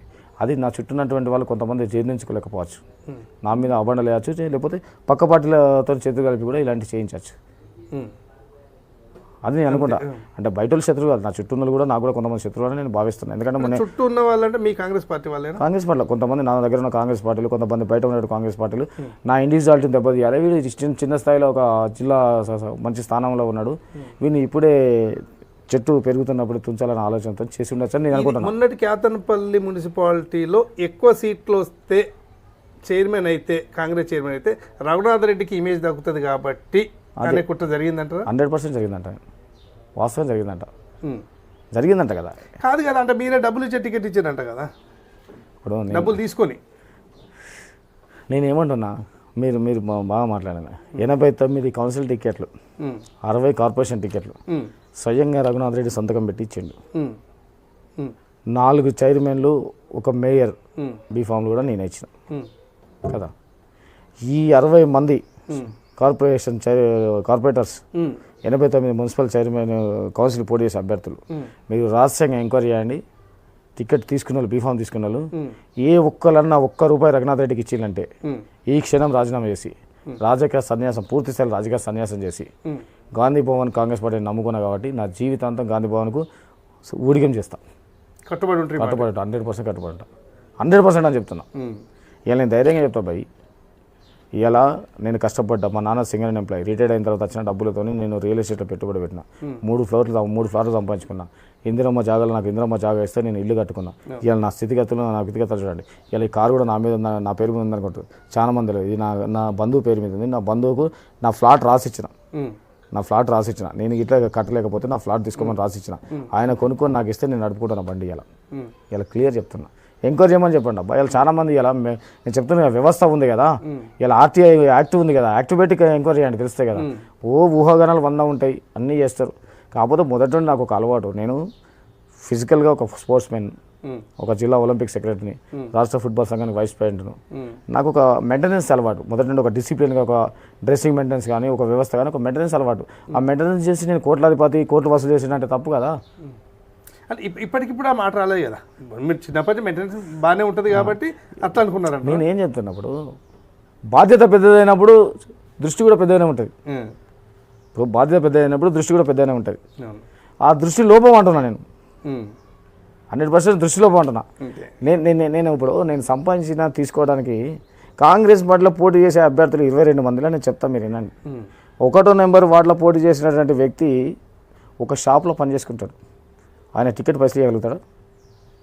2వ నెంబర్లో పోటీ చేసినటువంటి వ్యక్తి శివదహన కార్యక్రమంలో పాల్గొంటాడు, ఆయన టికెట్ పైసలు ఇవ్వగలుగుతాడా. 3వ నెంబర్లో పనిచేసేటువంటి గృహిణి వాళ్ళ కొడుకు ఒక అంబులెన్స్ నడుపుతాడు, ఆయన ఇవ్వగలుగుతాడా. 4వ నెంబర్లో పోటీ చేసినటువంటి వ్యక్తి ఒక లారీ మీద డ్రైవర్ పనిచేసుకుంటాడు, ఆయన ఇవ్వగలుగుతాడా. 5వ నెంబర్లో పోటీ చేసినటువంటి వ్యక్తి వంటలు వండుకుంటాడు, ఆయన ఇవ్వగలుగుతాడా. 6వ నెంబర్లో పోటీ చేసినటువంటి వ్యక్తి రోడ్ల మీద తిరుగుతాడు, ఆయన ఇవ్వగలుగుతాడా. 7వ నెంబర్లో పోటీ చేసినట్టు వ్యక్తి, ఆయన రియల్ ఎస్టేట్ వ్యాపారం ఉంది, ఆయనకు కాంట్రాక్ట్ వ్యాపారం ఉంది, ఆయన మొదటికెళ్ళి మా పార్టీ కాదు టీఆర్ఎస్కి వెళ్ళి మా దాంట్లోకి వచ్చాడు, సిట్టింగ్ సీట్ కాబట్టి ఆడిచ్చినాం. 8వ నెంబర్లో పోటీ చేసినటువంటి వ్యక్తి ఒక ఫాస్ట్ ఫుడ్ సపరేట్ నడుపుకుంటాడు గద్రాల. 9వ నెంబర్లో ఆయన సొంత ఊరు, అక్కడ ఆర్థికంగా ఉన్నాడు కాబట్టి ఆయనకి ఇవ్వాల్సిన పరిస్థితి వచ్చింది, అక్కడ ఉన్నటువంటి అపాయింట్మెంట్ చూసి ఆడిచ్చినాము. 10వ నెంబర్ అయినా ఆయన మాకు సిట్టింగ్ కౌన్సిలరే. 11వ నెంబర్ ఒక సింగరేణి ఎంప్లాయీకి ఇచ్చినాము. 12వ నెంబర్ ఒక సీనియర్ నాయకుడికి ఇచ్చినాం. 13వ నెంబర్లో ఒక మహిళకు సిట్టింగ్ మహిళను తీసుకొచ్చినాము, ఆడ రిజర్వేషన్ గురించి చెప్తే ఇక్కడ పెట్టినాము. 14 ఒక అడ్వకేట్కి ఇచ్చినాము. 15 నెంబర్లో ఒక లేడీకి ఇచ్చినాం, గృహిణికి. 16 నెంబర్లో ఒక జిమ్ నడిపెట్టుకొని ఇచ్చినాం, జిమ్ నడిపెట్టాడు జిమ్ బాయ్కి.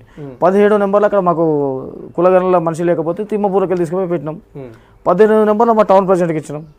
19వ నెంబర్లో ఆ కాలంలో టీఆర్ఎస్లో ఉన్నప్పుడు ఆ నాయకుడు మున్సిపాలిటీ జరుగుతుంటే నువ్వు ఊళ్ళు ఉండొద్దు, ఊళ్ళకి వెళ్ళిపోవాలని చెప్పేసి ఆరోజు బాలకృష్ణ వార్నింగ్ ఇచ్చి ఆ ఎలక్షన్లో బయటకు ఉంచితే ఆయన ఆదరించడం, ఆయన గౌరవించడం 19వ నెంబర్లో ఇచ్చినాం. 20 నెంబర్లో ఒక చికెన్ సెంటర్ నడుపుకుంటే ఆయనకి ఇచ్చినాం. 21లో మాజీ చైర్మన్కి ఇచ్చినాం. 22లో ఒక ఉద్యమకారుడికి ఇచ్చినాం. ఎక్కడ ఎవరండి ఇలా పైసలు ఇచ్చాం, ఇలా ఒక్కరిని పైసలు ఇచ్చినాం చూపెట్టమని. పైసలు ఇలా ఇచ్చే పరిస్థితి ఎవరికన్నది. ఎందుకు వచ్చింది అసలు టాపిక్? టికెట్ రాని వాళ్ళు నిరాశ నిస్పృహలతో మాట్లాడతారు. అసలే కాంగ్రెస్ వల్ల స్వతంత్రం ఎక్కువ ఉన్న పార్టీ కాబట్టి డెమోక్రసీ ఎక్కువ, డెమోక్రసీ. ఇప్పుడు డబ్బులు, అక్రమం, సంపాదన మొన్న డీసీసీ మీటింగ్లో కూడా మంచి గట్టిగా ఛాలెంజ్ చేసినారు, ఇప్పుడు కూడా గట్టిగానే చెప్పారు. ఓకే, మీ క్లారిటీ బాగుంది. అయితే మీకు మొన్న అసెంబ్లీ ఎలక్షన్స్ అప్పుడు ఒక 48 లక్షల రూపాయలు డబ్బులు మీరు తీసుకొని దాచిపెట్టుకొని అవిటితోనే మీరు పనిచేశారు ఈ 2 నెలలు. బాగా ఏం క్వశ్చన్ అడిగాను, బాగా అడిగాను. నేను ఒకటి చెప్తాను. నేను బహుశా అది 29 రైట్ నవంబర్ అనుకుంటా, నవంబర్ 29 తారీఖు అనుకుంటా, ఐడియా లేదు, డేట్ కరెక్ట్ ఐడియా లేదు.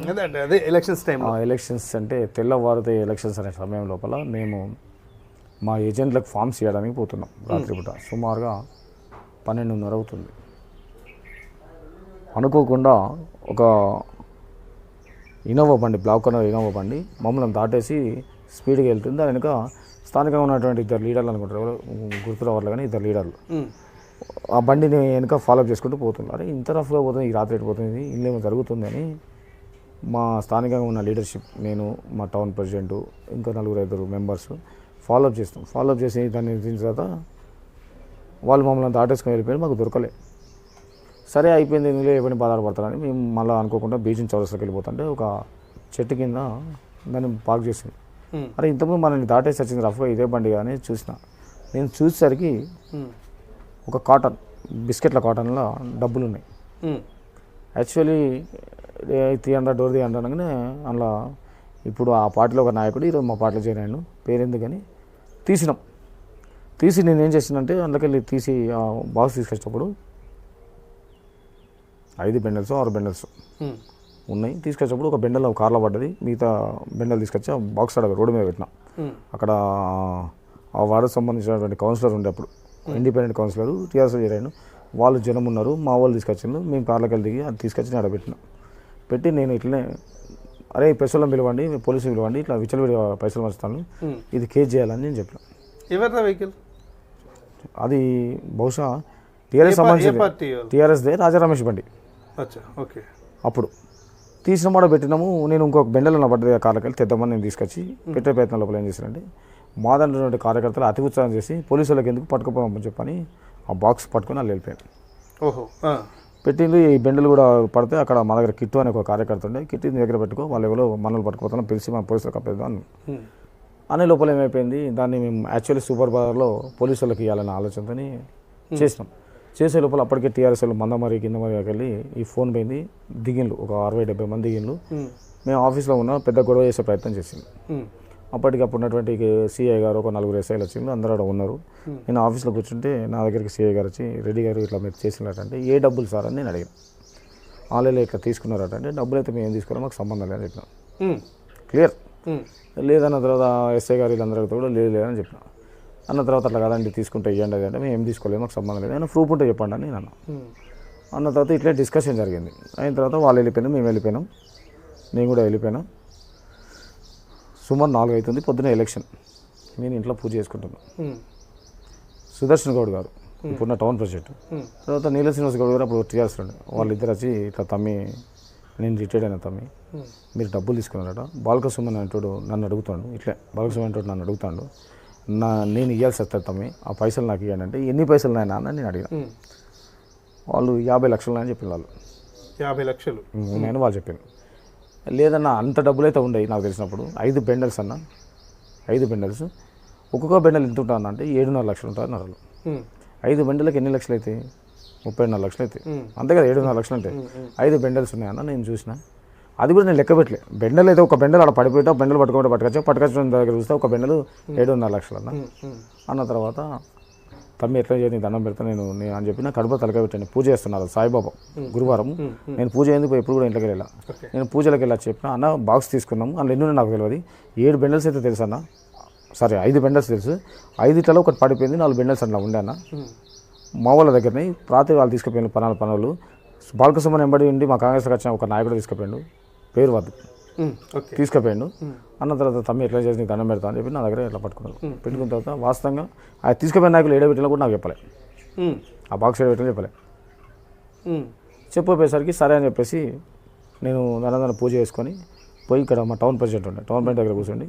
రాత్రి మనం పోయినప్పుడు అక్కడ బాక్స్ పెట్టాం కదా, ఎవరు తీసుకోవాలంటే పలాని టీఆర్ఎస్కి వెళ్ళి వచ్చిన మన నాయకుడు ఒక అతను తీసుకెళ్ళి ఒక ఆడబెట్టిందంటే ఇవన్నీ నకరాలు చేయకండి, వాళ్ళ బాక్స్ అలాగే అన్నాయి అని నేను చెప్పిన. అది కూడా మానవతా దృక్పథంతోనే అంతే.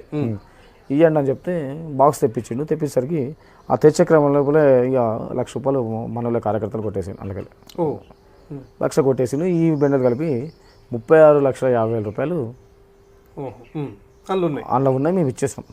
ఎక్కడ కూడా ఒక రూపాయలు సుదర్శన్ గౌడ్ గారికి శ్రీనివాస గౌడ్ గారికి ఇచ్చినాం. 36 లక్షల రూపాయలు ఇచ్చినాం. ఇక అంతే, అంతకుమించి ఒక రూపాయి కూడా ఎక్కువ ఉన్నది తక్కువ ఉన్నది నాకు తెలియదు. 50 లక్షలు ఆ రోజు పోయినాయి, 50 లక్షలు తీసుకున్నారు అని వాళ్ళ ఆరోపణ, 100% వాళ్ళ ఆరోపణ. మేము తీసుకొని కకృతి పడాలనుకుంటే ఆ పైసలు ఇచ్చడం కాదు. ఒకటి నీతే చెప్తున్నా, ఇలా ఇంట్లో చెట్టు కింద నీతే చెప్తున్నా. మేము తీసుకొని స్వార్థంగా దాచుకోవాలనుకుంటే 1 రూపాయి ఇచ్చేది కాదు, దాన్ని లెక్కలేదు, దానికి పత్రం లేని అమౌంట్. కానీ మేము నీతిగా వాళ్ళు అడిగిన పెద్ద మనిషి అడిగింది కాబట్టి 1 రూపాయి కూడా మా ముట్టద్దు పాపం సొప్ప అని చెప్పేసి మొత్తం ఏమన్నా వాళ్ళు మొత్తం గవే ఉన్నాయన్నారు, గవే ఇచ్చింది అంతే. ఇందులో 1 రూపాయి కూడా రఘునాథ్ రెడ్డికి సంబంధం ఏం లేదు. కాకపోతే పట్టుకున్న నేను ప్రజలకు అప్పచెప్పాలి, ప్రెస్ చూపించాలని అనుకున్నా. మా కార్యకర్తలు అతి ఉత్సాహం వల్ల చూపించలేకపోయినాం. తెల్లారి వాళ్ళు అడిగిన మనం ఇచ్చినాం.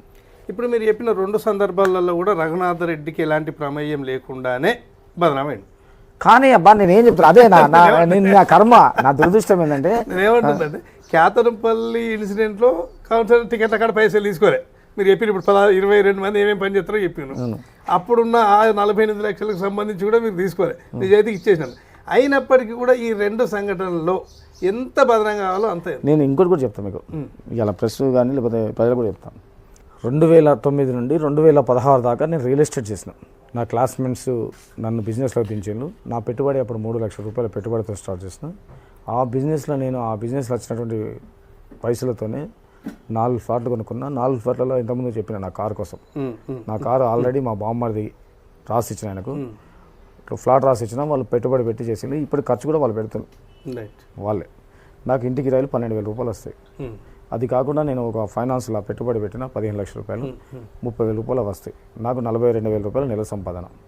ఇంతకంటే 1 రూపాయి ఎక్కువ నేను సంపాదించినా మీరు పట్టుకోవచ్చు. రెండోది, దీనికంటే ఎక్కడైనా నేను లాలోచిపడి ఎక్కడైనా నేను తీసుకుంటే ఎవరైనా సరే, మీరని కాదు, ఎవరైనా నిరూపిస్తే దేనికైనా నేను సిద్ధం. Right, okay. మీరు మీ ఆర్థిక పరిస్థితి గురించి చాలా మంచిగా, అంటే పబ్లిక్ ఇదంతా అపోహలు ఉన్నాయి, అదే వదిలేద్దాం. మీరు నిజాయితీగానే చెప్పిండ్రని మేము నమ్ముతున్నాం, ప్రజలంతా నమ్మాలి. లేలే, ప్రజలు నమ్మడం కదా, నేను నిజమే చెప్తాను. నేను ఏమంటున్నా, ఇవాళ మీరు ఎంక్వైరీ చేసే అధికారం ఉంది, తెలుసుకునేటువంటి బాధ్యత ఉంది. అపోలు చేసే వాళ్ళకి అర్థమయ్యే విధంగా చెప్పాల్సిన బాధ్యత మేమే ఉంది. ఎందుకంటే ఆ అపోలు అవన్నీ కూడా మీరు వాళ్ళ తరపున మీరు వకాలత్ పుచ్చుకొని మమ్మల్ని అడుగుతున్నారు కదా, ఈ వకాలత్తోనే చెప్పమంటున్నాం.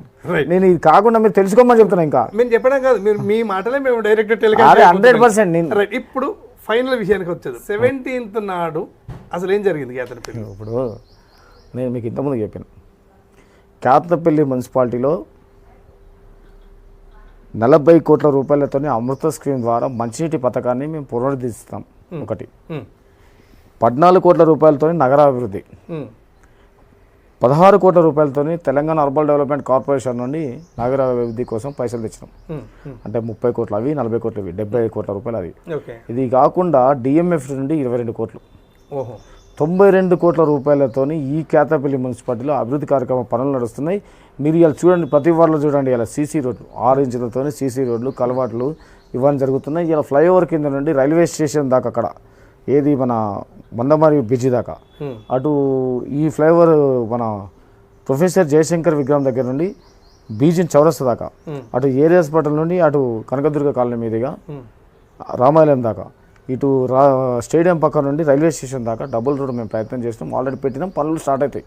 ఇలా కొత్తగా వచ్చినటువంటి కౌన్సిల్కి ఉపయోగపడుతుంది. కొత్తగా వచ్చిన కౌన్సిల్ గొప్ప చెప్పవలసిన అవసరం లేదు. మేము ఆల్రెడీ పెట్టినాం, మేము స్టార్ట్ చేసినాం. ఏది కొబ్బరికాయలు కొట్టినాం, శిలాపలకాలు స్టార్ట్ చేసినాం, ఫండ్ రిలీజ్ అయింది, టెండర్లు కూడా అయినాయి. రైట్, ఇది క్లియర్.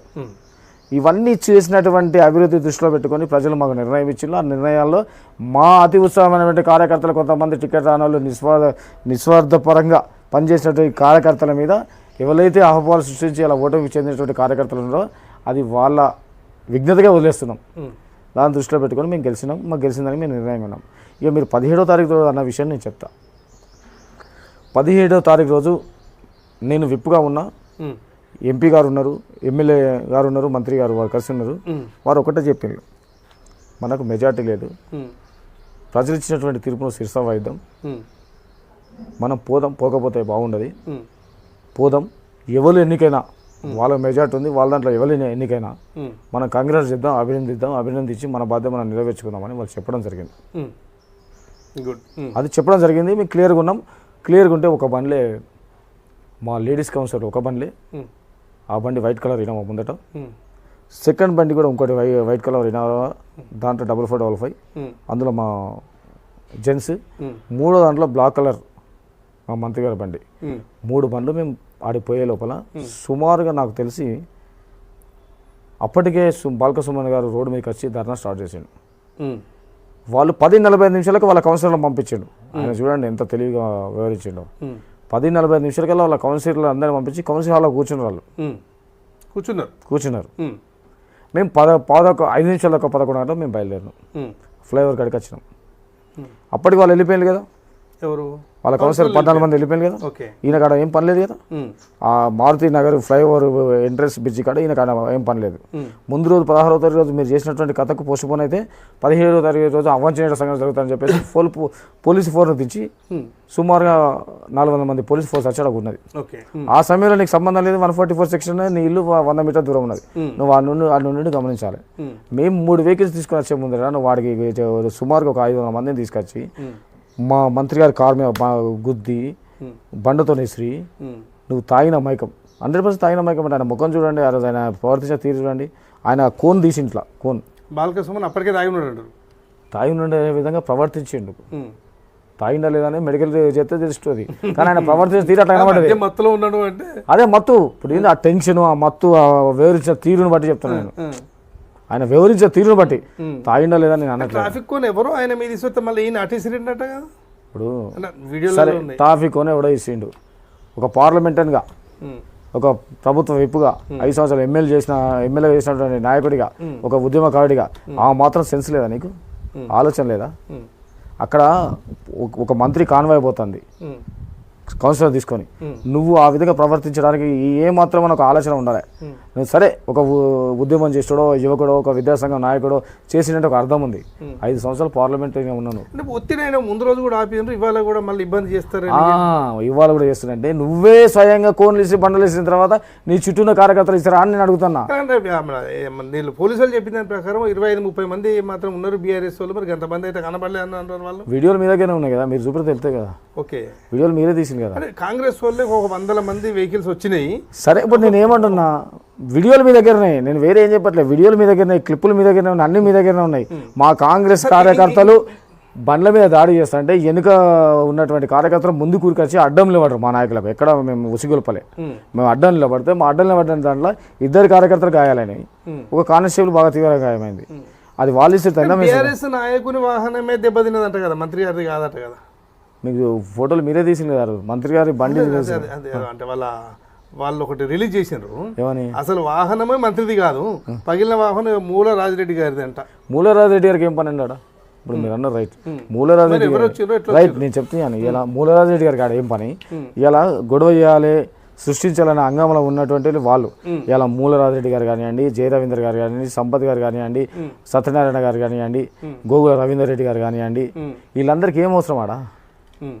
కేతనపల్లి మున్సిపల్ ఎలక్షన్ జరుగుతుంది, కేతనపల్లి ప్రజలు ఉండాలి, కార్యకర్తలు ఉండాలి, వీళ్ళు ఉండాలి. అదేవిధంగా బయట ఉన్నటువంటి మిగతా కార్యకర్తలు కాంగ్రెస్ పార్టీ సంబంధించి వీళ్ళకి ఏం అవసరం అండి? అంటే ఈయన చేసినటువంటి వీడియో రికార్డులు, ఈయన చేసినటువంటి వాయిస్ మెసేజ్లతో రెచ్చిపోయి వాళ్ళ కార్యకర్తలు వస్తా అంటే, కొంతమంది కాంగ్రెస్ కార్యకర్తలు ఇక్కడ చుట్టుపక్కల వచ్చి ఉంటారు తప్ప వాళ్ళకి ఇట్లా గ్రూపులు లేకొచ్చి బండ్లు పెట్టుకొచ్చి దౌర్జన్యం చేయలేదు. మీరు ఒకటి అడుగుతాండి, ఇవన్నీ కాదు, ఇవి జరిగిందంతా పొరపాటు జరిగింది, ఏమో జరిగిందని మీరు అంటారు. అసలు సృష్టించుకుంది ఆయనే, చేసింది ఆయనే. దానికి కొంతమంది మన ప్రజాస్వామ్యబద్ధంగా ఉన్నటువంటి కొంతమంది పత్రికా సోదరులు, అదే కొంతమంది పత్రికా సోదరులు అతి ఉత్సాహంతో చేసిండ్రు. నేను ఒకటంట, నాకు పత్రికా సోదరులు చాలా మిత్రులు, అందరూ కూడా నాకు అందరూ నాకంటే జూనియర్స్, నా బ్యాచ్మేట్స్ అందరూ నాకు మిత్రులే. నేను వాళ్ళని ఎవ్వరు కూడా నాకు వ్యతిరేకత లేదు, వాళ్ళందరూ నాకు అభిమానం. కానీ నేను ఒకటే మీకు క్లియర్గా నేను ఒకటే అడుగుతా, ఇన్ని జరిగినాయి అంటాను కదా, ఆ గొడవ అయింది, అంత అయిపోయింది, పోలీసులు కేసు పెట్టిండు, కేసు నడుస్తుంది, కండిషన్ బెయిల్ వచ్చింది. కండిషన్ బెయిల్ వచ్చినటువంటి వ్యక్తి కండిషన్గా పోలీస్ స్టేషన్కి ఎట్లా రావాలండి? ఎట్లా రావాలి? మామూలుగా ఆయన రావాలి, ఆయనకు సపోర్టర్స్ 2-3 రావాలి. కానీ ఆయన ఇప్పటి వరకు ప్రతి కండిషన్ బెయిల్కి వచ్చినప్పుడు అలా సుమారు 10 నుండి 12 వెహికల్స్ వస్తున్నాయి, ఒక 100 మంది కార్యకర్తలతో వస్తాడు పోలీస్ స్టేషన్కు. ఇక ఆయన దౌర్జన్యం చేస్తున్నాం, మేము దౌర్జన్యం చేస్తున్నామా? అరే ఇప్పుడు ఉసిగొలిపేటువంటి ప్రయత్నం వాళ్ళు చేస్తాను, ఉత్సవమైనటువంటి అదే అడుగుతున్నావు, ఉత్సవమైనటువంటి అభిమానులు ఆయన కూడా వచ్చేది ఉంటే ఆపుకోవచ్చు కదా, నువ్వు బయట నీ ఇంటి దగ్గర ఆపుకో, నువ్వు ఇక్కడ ఆపుకో. పోలీస్ స్టేషన్లో కూడా పోతాను కదా, అభిమానులు పోలీస్ స్టేషన్ పోతాను. పోలీస్ స్టేషన్ కండిషన్ బెయిల్ అంటే ఏంటిది? వారు మేధావి, వారు చదువుకున్న వారే, వారు విద్యావంతులే, ఉద్యమ నాయకుడే, మాజీ ఎమ్మెల్యే, మాజీ ఎంపీ, ఆ మాత్రం ఆలోచన లేకపోతే ఎట్లా? అంటే నువ్వేం చేస్తున్నావు? ఈ ఊర్లో ఏదో చేయాలో ఒక భయప్రాంతాలకు గురి చేస్తున్నావు, భయాన్ని సృష్టిస్తున్నావు. గతంలో మీరు ఎమ్మెల్యేగా ఉండి దౌర్జన్యంగా, గుండాయుధంగా, రౌడీజంగా ఏ విధంగా అయితే భయప్రాంతాలకు గురి చేసినావు, ఈరోజు అదే సంస్కృతికి పాల్పడ్డావు కదా, కొత్తగా చేసింది లేదా? ఒక లీగల్ పాయింట్ ఉంది. అక్కడ నుంచి బీఆర్ఎస్ కౌన్సిలర్ సిపిఐ వాళ్ళు లోపలికి వెళ్ళిపోయారు, అక్కడ సుమన్ వాళ్ళు ఉన్నారు. మినిస్టర్ గారు అదే రూట్లో రావాల్సిన అవసరం ఏముంది? పోలీసు వాళ్ళు ఎందుకు చెప్పలేకపోతే ఇష్యూ అంటే ఉద్రిక్తంగా ఉంది కదా పరిస్థితి. ఒక మాట చెప్తాను, దారి అదే కదా, ఇంకో దారి ఇంకోటి ఉంది కదా. అట్లా ఎట్లా హాస్పిటల్ నుంచి బిజినెస్ నుంచి అట్లా వంకరగా రావాల్సిన అవసరం ఏందబ్బా? వంకరగా రావాల్సిన అవసరం ఉంది, నేరుగా వెళ్ళిపోతాం కదా. నేరుగా ఉన్నటువంటి దాని నుంచి పెట్టి వంకరగా రావాల్సిన అవసరం ఉంది. అంత ఉద్రిక్తంగా ఉన్నప్పుడు ఉద్రిక్తంగా లేదు, సృష్టించింది. అక్కడ నీకు ఓపెన్ గా ఉన్నటువంటి రోడ్డును మేము వచ్చే ముందట వాళ్ళు అక్కడ చేరి సృష్టించిండ్రు. దానికి ఉద్రిక్త ఎందుకైంది? లేదు కదా, అంతేనా? లేదు కదా, ఉద్రిక్త లేనేలేదాడ, సృష్టించిండ్రు. ఒక్కసారి కౌన్సిల్ హాల్లో ఏం జరిగిందో తెలుసుకుందాం. చాలా కీలకంగా అక్కడ మహిళా కౌన్సిలర్లని మహిళా కౌన్సిలర్లని అసభ్యంగా తాకారు. నేను ఒక మాట చెప్తున్నా, సోదరిమణులు అందరికీ సోదరిమణులే, వాళ్ళంటే నాకు గౌరవం ఉంది.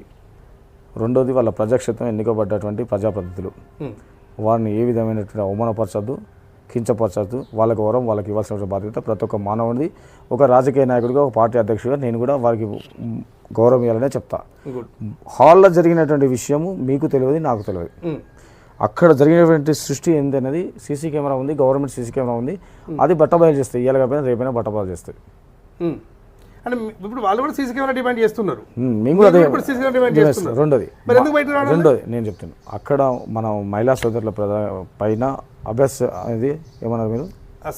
అసభ్యకరంగా ఏదైనా మాట్లాడతారబ్బా, ఇప్పుడు ఏదైనా మాట్లాడతారు అది అన్నారు కదా. నేను ఒకటి అడుగుతాను, మా దాంట్లో 5 కౌన్సిలర్స్ మహిళా కౌన్సిలర్స్ ఉన్నారు, వాళ్ళు కూడా మహిళలు ఉన్నారు, మా సోదరి మనలే కదా, 5 ఉన్నారు మా వాళ్ళు, మాకు 3 జెంట్స్. ఏనండి, వాళ్ళ దగ్గర 6 మహిళలు ఉన్నారు, 8 మంది జెంట్స్ ఉన్నారు. మా వాళ్ళు వాళ్ళ మీద దాడి చేసేటువంటి పరిస్థితి ఉంటుంది అబ్బా. ఒకసారి ఆలోచించండి మీకు కొంచెమన్నా. ఇప్పుడు వాళ్ళ దగ్గర 6 మహిళలు ఉన్నారు, 8 మంది సోదరులు ఉన్నారు, 6 సోదరిమణులు ఉన్నారు. మా దగ్గర సోదరిమణులు 5, సోదరులు 3 ఉన్నారు. మేము వాళ్ళ మీద దాడి చేసే పరిస్థితి మాకు ఉంటుందా? అంటే ఆ అవకాశం దాటిపోయింది కాబట్టి అక్కడ ఎవడో నాయకుడు చెప్పడం వల్ల వక్రీకరించి మాట్లాడడం తప్ప వాళ్ళ ఆత్మవిమర్శ తెలుసు, వాళ్ళ గుణమే చేసుకుని చెప్తారు వాళ్ళు. ఈరోజు అంటే ఏదో ఎలక్షన్ జరిగినాయి, కొంత వ్యత్యాసము దూరం ఉండొచ్చు, మళ్ళీ కౌన్సిల్ మీటింగ్ అయినప్పుడు తెలిసిపోతుంది కదా ఎవరు వివరించిండు, వాళ్ళ పనితీరు ఏంది, వాళ్ళు ఏం మాట్లాడుకున్నారు. మీరే కెమెరా పెట్టి చూడొచ్చు. రేపు జనరల్ బాడీ ఉంటే జనరల్ బాడీ కనబడుతుంది. అంటే మంత్రి గారు కూడా బయటికి వస్తూ నా మీద వాళ్ళు దౌర్జన్యం చేశారు అనుకుంటూ పోయిండు, అది బీఆర్ఎస్ నా మీద చేసిన అన్నాడు. నేను దానికి వీడియో ఉంది. ఆయన ఏమన్నాడు అంటే, నేను పక్కపడ్డ ఉన్నా కదా బ్రదర్, అక్కడ ఏమన్నాడు, మంత్రి గారు కూడా మీరు ఇట్లా చేయడం కరెక్ట్ కాదు, ఈ ఎలక్షన్ పోస్ట్పోన్ చేపిస్తారని అసభ్యంగా మాట్లాడాలని అన్నాడు. అక్కడ మంత్రి గారికి సంబంధం లేదు, మీరు ఒకటి మంత్రి గారికి సంబంధం లేదు, ఎంపీ గారికి సంబంధం లేదు. అక్కడ జరిగినటువంటి ఎవరైతే ఇండిపెండెంట్ క్యాండిడేటో కమ్యూనిస్ట్కి సంబంధించిన మిత్రులతో ఏదో మాట్లాడే ప్రయత్నం చేస్తే వీళ్ళు ఎక్కడ లాక్కపోతారో అని చెప్పేసి వాళ్ళు సృష్టించుకున్నటువంటి గొడవ తప్ప మేము ఎక్కడ చేయలేదు. మేము ఇవాళ క్లియర్గా చెప్తున్నాం, మేము దౌర్జన్యం చేయాలి లేకపోతే అధికారాన్ని దుర్వినియోగం చేయాలనుకుంటే చేసేవాళ్ళం. కానీ మేము చట్టబద్ధంగా మా మంత్రి గారు సౌమ్యులు ప్రజాబద్ధంగా ఏ నిర్ణయం ఉందో నిర్ణయానికి కట్టుబడి ఉండాలన్నారు.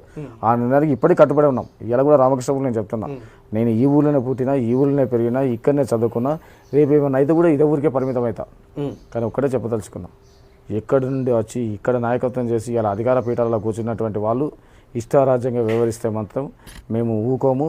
ప్రజాస్వామ్యబద్ధంగా ప్రజల నిర్ణయం మేరకు మేము పనిచేస్తాం. వారికి ప్రజల ద్వారానే నిజమైనటువంటి ఇట్లా చెప్పాలో అట్లా చెప్పిస్తాం. రైట్. 2 మాటలు చెప్పారు. మంత్రి గారు సౌమ్యులు, కాక వెంకటస్వామి గారి వారసుడు, ఎట్లాంటి డిస్టర్బెన్స్ ఉంటుంది, అభివృద్ధి తప్ప వేరే ఆలోచన లేదు. ఒకటి. రెండోది ఏంటంటే కౌన్సిల్ హాల్లకు సంబంధించి ఏం జరిగిందో తెలియదు అన్నారు. నిన్న కాక మొన్న బాలక సుమన్ గారు ఒక ఆరోపణ చేశారు. మాకు 10 మంది బీఆర్ఎస్ సీట్లు, 4 సిపిఐ సీట్లు కలిపి 14 ఉంటాయి, వాళ్ళ 7+1 ఇండిపెండెంట్ కలిపి 8. ఏ ధైర్యంతో ఎక్స్ అఫిషియో ఓట్లు ఇక్కడ రాసుకున్నారు అంటే వాళ్ళు గలాట చేయడం కోసమే వాళ్ళు రాయించుకొని ఇక్కడికి వచ్చారు అనేది ఒక ప్రధాన ఆరోపణ చేసింది. అబ్బా ఏం అడిగిన మీరు, నాకు కూడా సాటిస్ఫై, హ్యాపీ. అంటే ఎట్లా అదే చెప్పదలుచుకున్నాను. ఫస్ట్ మీరు బాలక సుమన్ అడగండి, గుండె మీద ఇట్లా చేసుకుని అడగడమే. బాగా చదువుకున్న వ్యక్తి ఆయన, మేధావి. నేను కూడా స్టూడెంట్ ఆర్గనైజేషన్ చేసినప్పుడు ఆయన ఉస్మానియా యూనివర్సిటీలో ఉన్నాడు.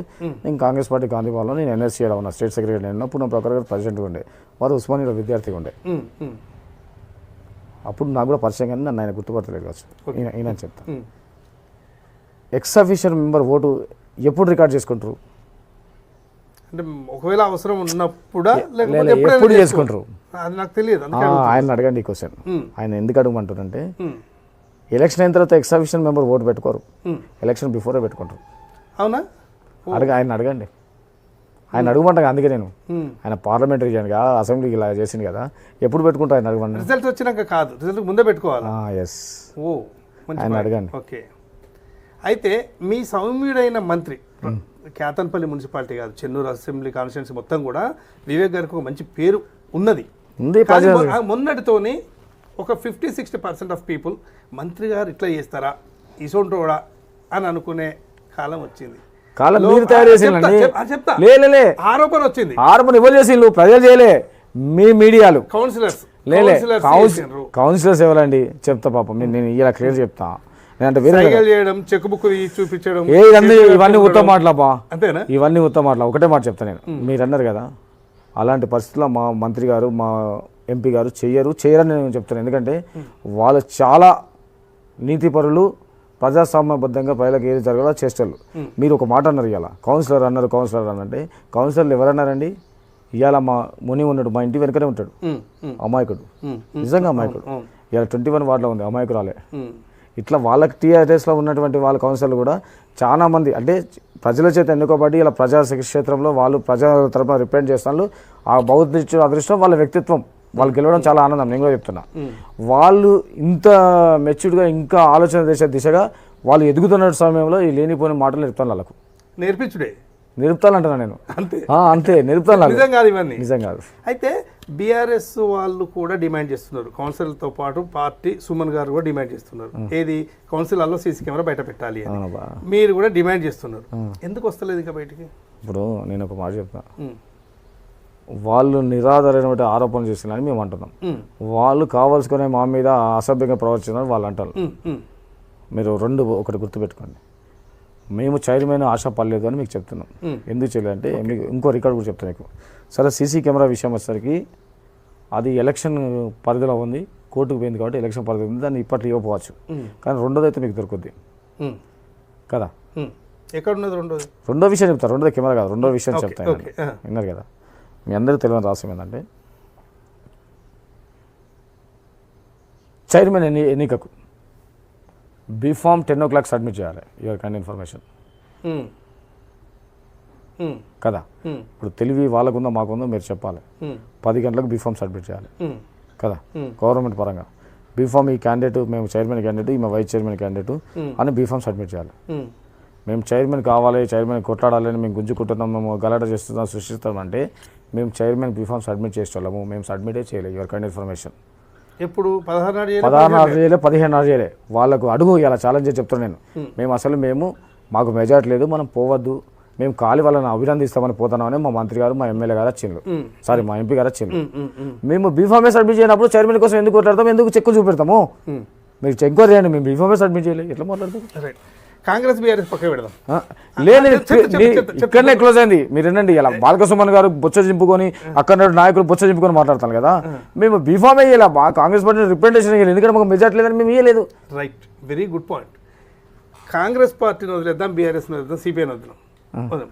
మీడియా పరంగా మాట్లాడుకుంటే మీడియా బాగా హైలైట్ చేసింది, హైప్ చేసింది, ఏకపక్షంగా వ్యవహరించింది. 100% క్వశ్చన్ అయితే అంటున్నారు కదా, ఇదే సౌమ్యుడైన మంత్రి గారు 13 తారీఖు నాడు ఇట్లా ఎందుకు ప్రకటించలేదు, మాకు బలం లేదు వాళ్ళకు ఇది చేద్దామని?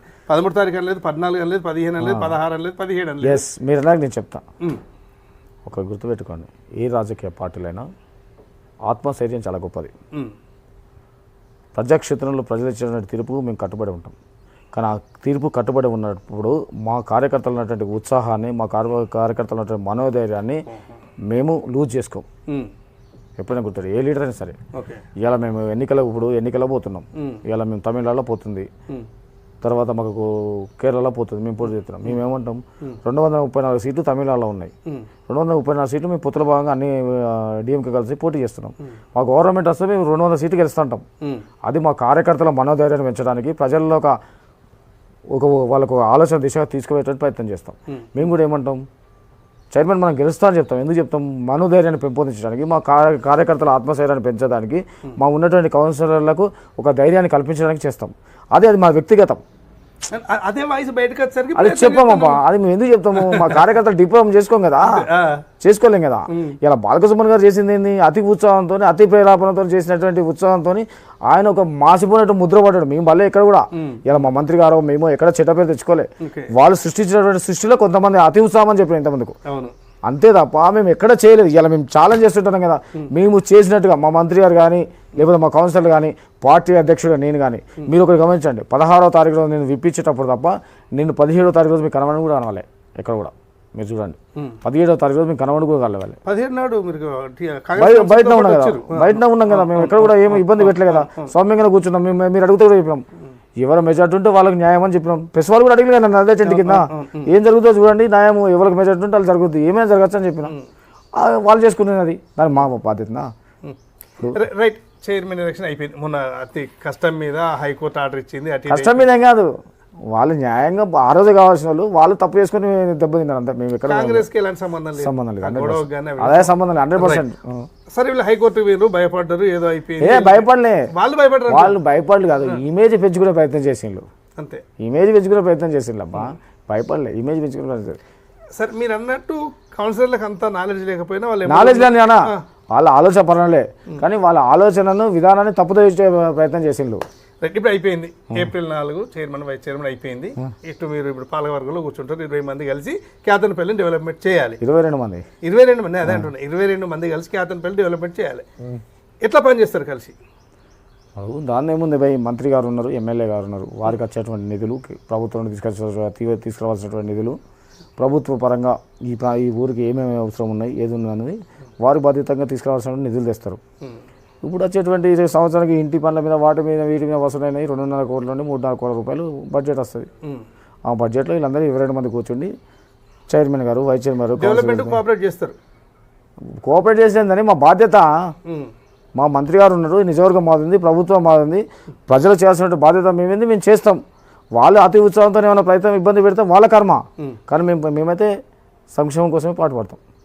కేతన్పల్లి అనేసరికి దాదాపుగా డెవలప్మెంట్స్ అవుతూ ఉన్నాయి, దాన్ని ఆగకుండా ఉండాలనే ఒక తాపత్రయం ఉంది అందరికీ. ఈ గొడవలు ఆగుతాయా ఏంటి? నేను ఒక మాట చెప్తాబా, మీకు ఇంతకుముందు చెప్పిన 92 కోట్ల రూపాయలతో మేము పని స్టార్ట్ చేస్తాం. మేము గెలిచిన కానీ ఎక్కడ కూడా మాకు శత్రువులు మిత్రులు అని చూడలే, మేము పని చేసుకుంటూ పోతున్నాం. ఈరోజు మీరు చూడండి, 14వ నెంబర్లో మేము ఒక రోడ్ వేసినాం, సుమారు 60 లక్షల రూపాయలతో వేసిన. ప్రజలు ఆడ మమ్మల్ని ఆదరించలేదు, అయినా ఇంకా సగం బిట్టు 200 మీటర్లు ఉంటే కూడా పని చేయమని చెప్తున్నాం. మేము ఆపమని చెప్పట్లేదు. ఎందుకు చెప్పలే అంటే, అది ప్రజలు వేసినటువంటి తీర్పును మేము శిరస వహిస్తున్నాం. మా నాయకత్వంలో ఉన్నటువంటి అక్కడ ఉన్నటువంటి స్థానికులు అవార్డు నాయకత్వం లోపం వల్ల ఓడిపోయినాం అంతే, కానీ ప్రజలు అన్నట్లే మేము డెవలప్మెంట్ సహకరిస్తాం. చైర్మన్ గారు కూడా ఆ ఆఫీస్ వరకు, ఆ డెవలప్మెంట్ వరకు 6 చైర్మన్ అనేటువంటి హోదాల, వైస్ చైర్మన్ గారు ఆ హోదాల, కౌన్సిల్ సభ్యులు ఆ హోదాలో వివరించినప్పుడు మేము కూడా మా నిజవర్గం నుండి మంత్రిగా, ఎమ్మెల్యేగా వారి బాధ్యతలు వారు నిర్వహిస్తారు. వారు రాజకీయ రంగు పులిగేటువంటి ప్రయత్నం చేస్తే మేము కూడా దానికి సీరియస్గానే ప్రయత్నం చేస్తాం. అది 100%. ఎట్లాంటి అంటే ఆల్రెడీ ఎలక్షన్ అయిపోయింది కాబట్టి ఎట్లాంటి బేజాలకు పోకుండా ఉండాలి అంటే వాళ్ళ చేతుల్లో ఏమంటున్నా అట్లా ఉండాలని చెప్పేసి డిఎస్పీ మీడియా కోరుకుంటున్నారు. కోరుకుంటున్నా వాళ్ళు ఉండాలని నేనే రిక్వెస్ట్ చేస్తాను. ఎందుకు రిక్వెస్ట్ చేస్తానంటే మీరు ఇవాళ ప్రజాక్షేత్రంలో మీ సీట్ల ప్రకారంగా మీరు ఇవాళ చైర్మన్ వైస్ చైర్మన్ కూర్చున్నారు, మీ కౌన్సిలర్లు ఉన్నారు. మీరు వేరే వేరే వార్డులల్లో ఈ కౌన్సిలర్లు ఆ కౌన్సిలర్లు ఆధిపత్యం కోసం పోరాటం చేసి చైర్మన్ వైస్ చైర్మన్ బాధ్యత వార్డుల్లో తిరిగినప్పుడు అక్కడ కౌన్సిలర్ ఆదరిస్తారు. ఫ్రెండ్షిప్ ఉంటే పక్క వాడి కౌన్సిలర్ వచ్చినా ఆదరిస్తారు.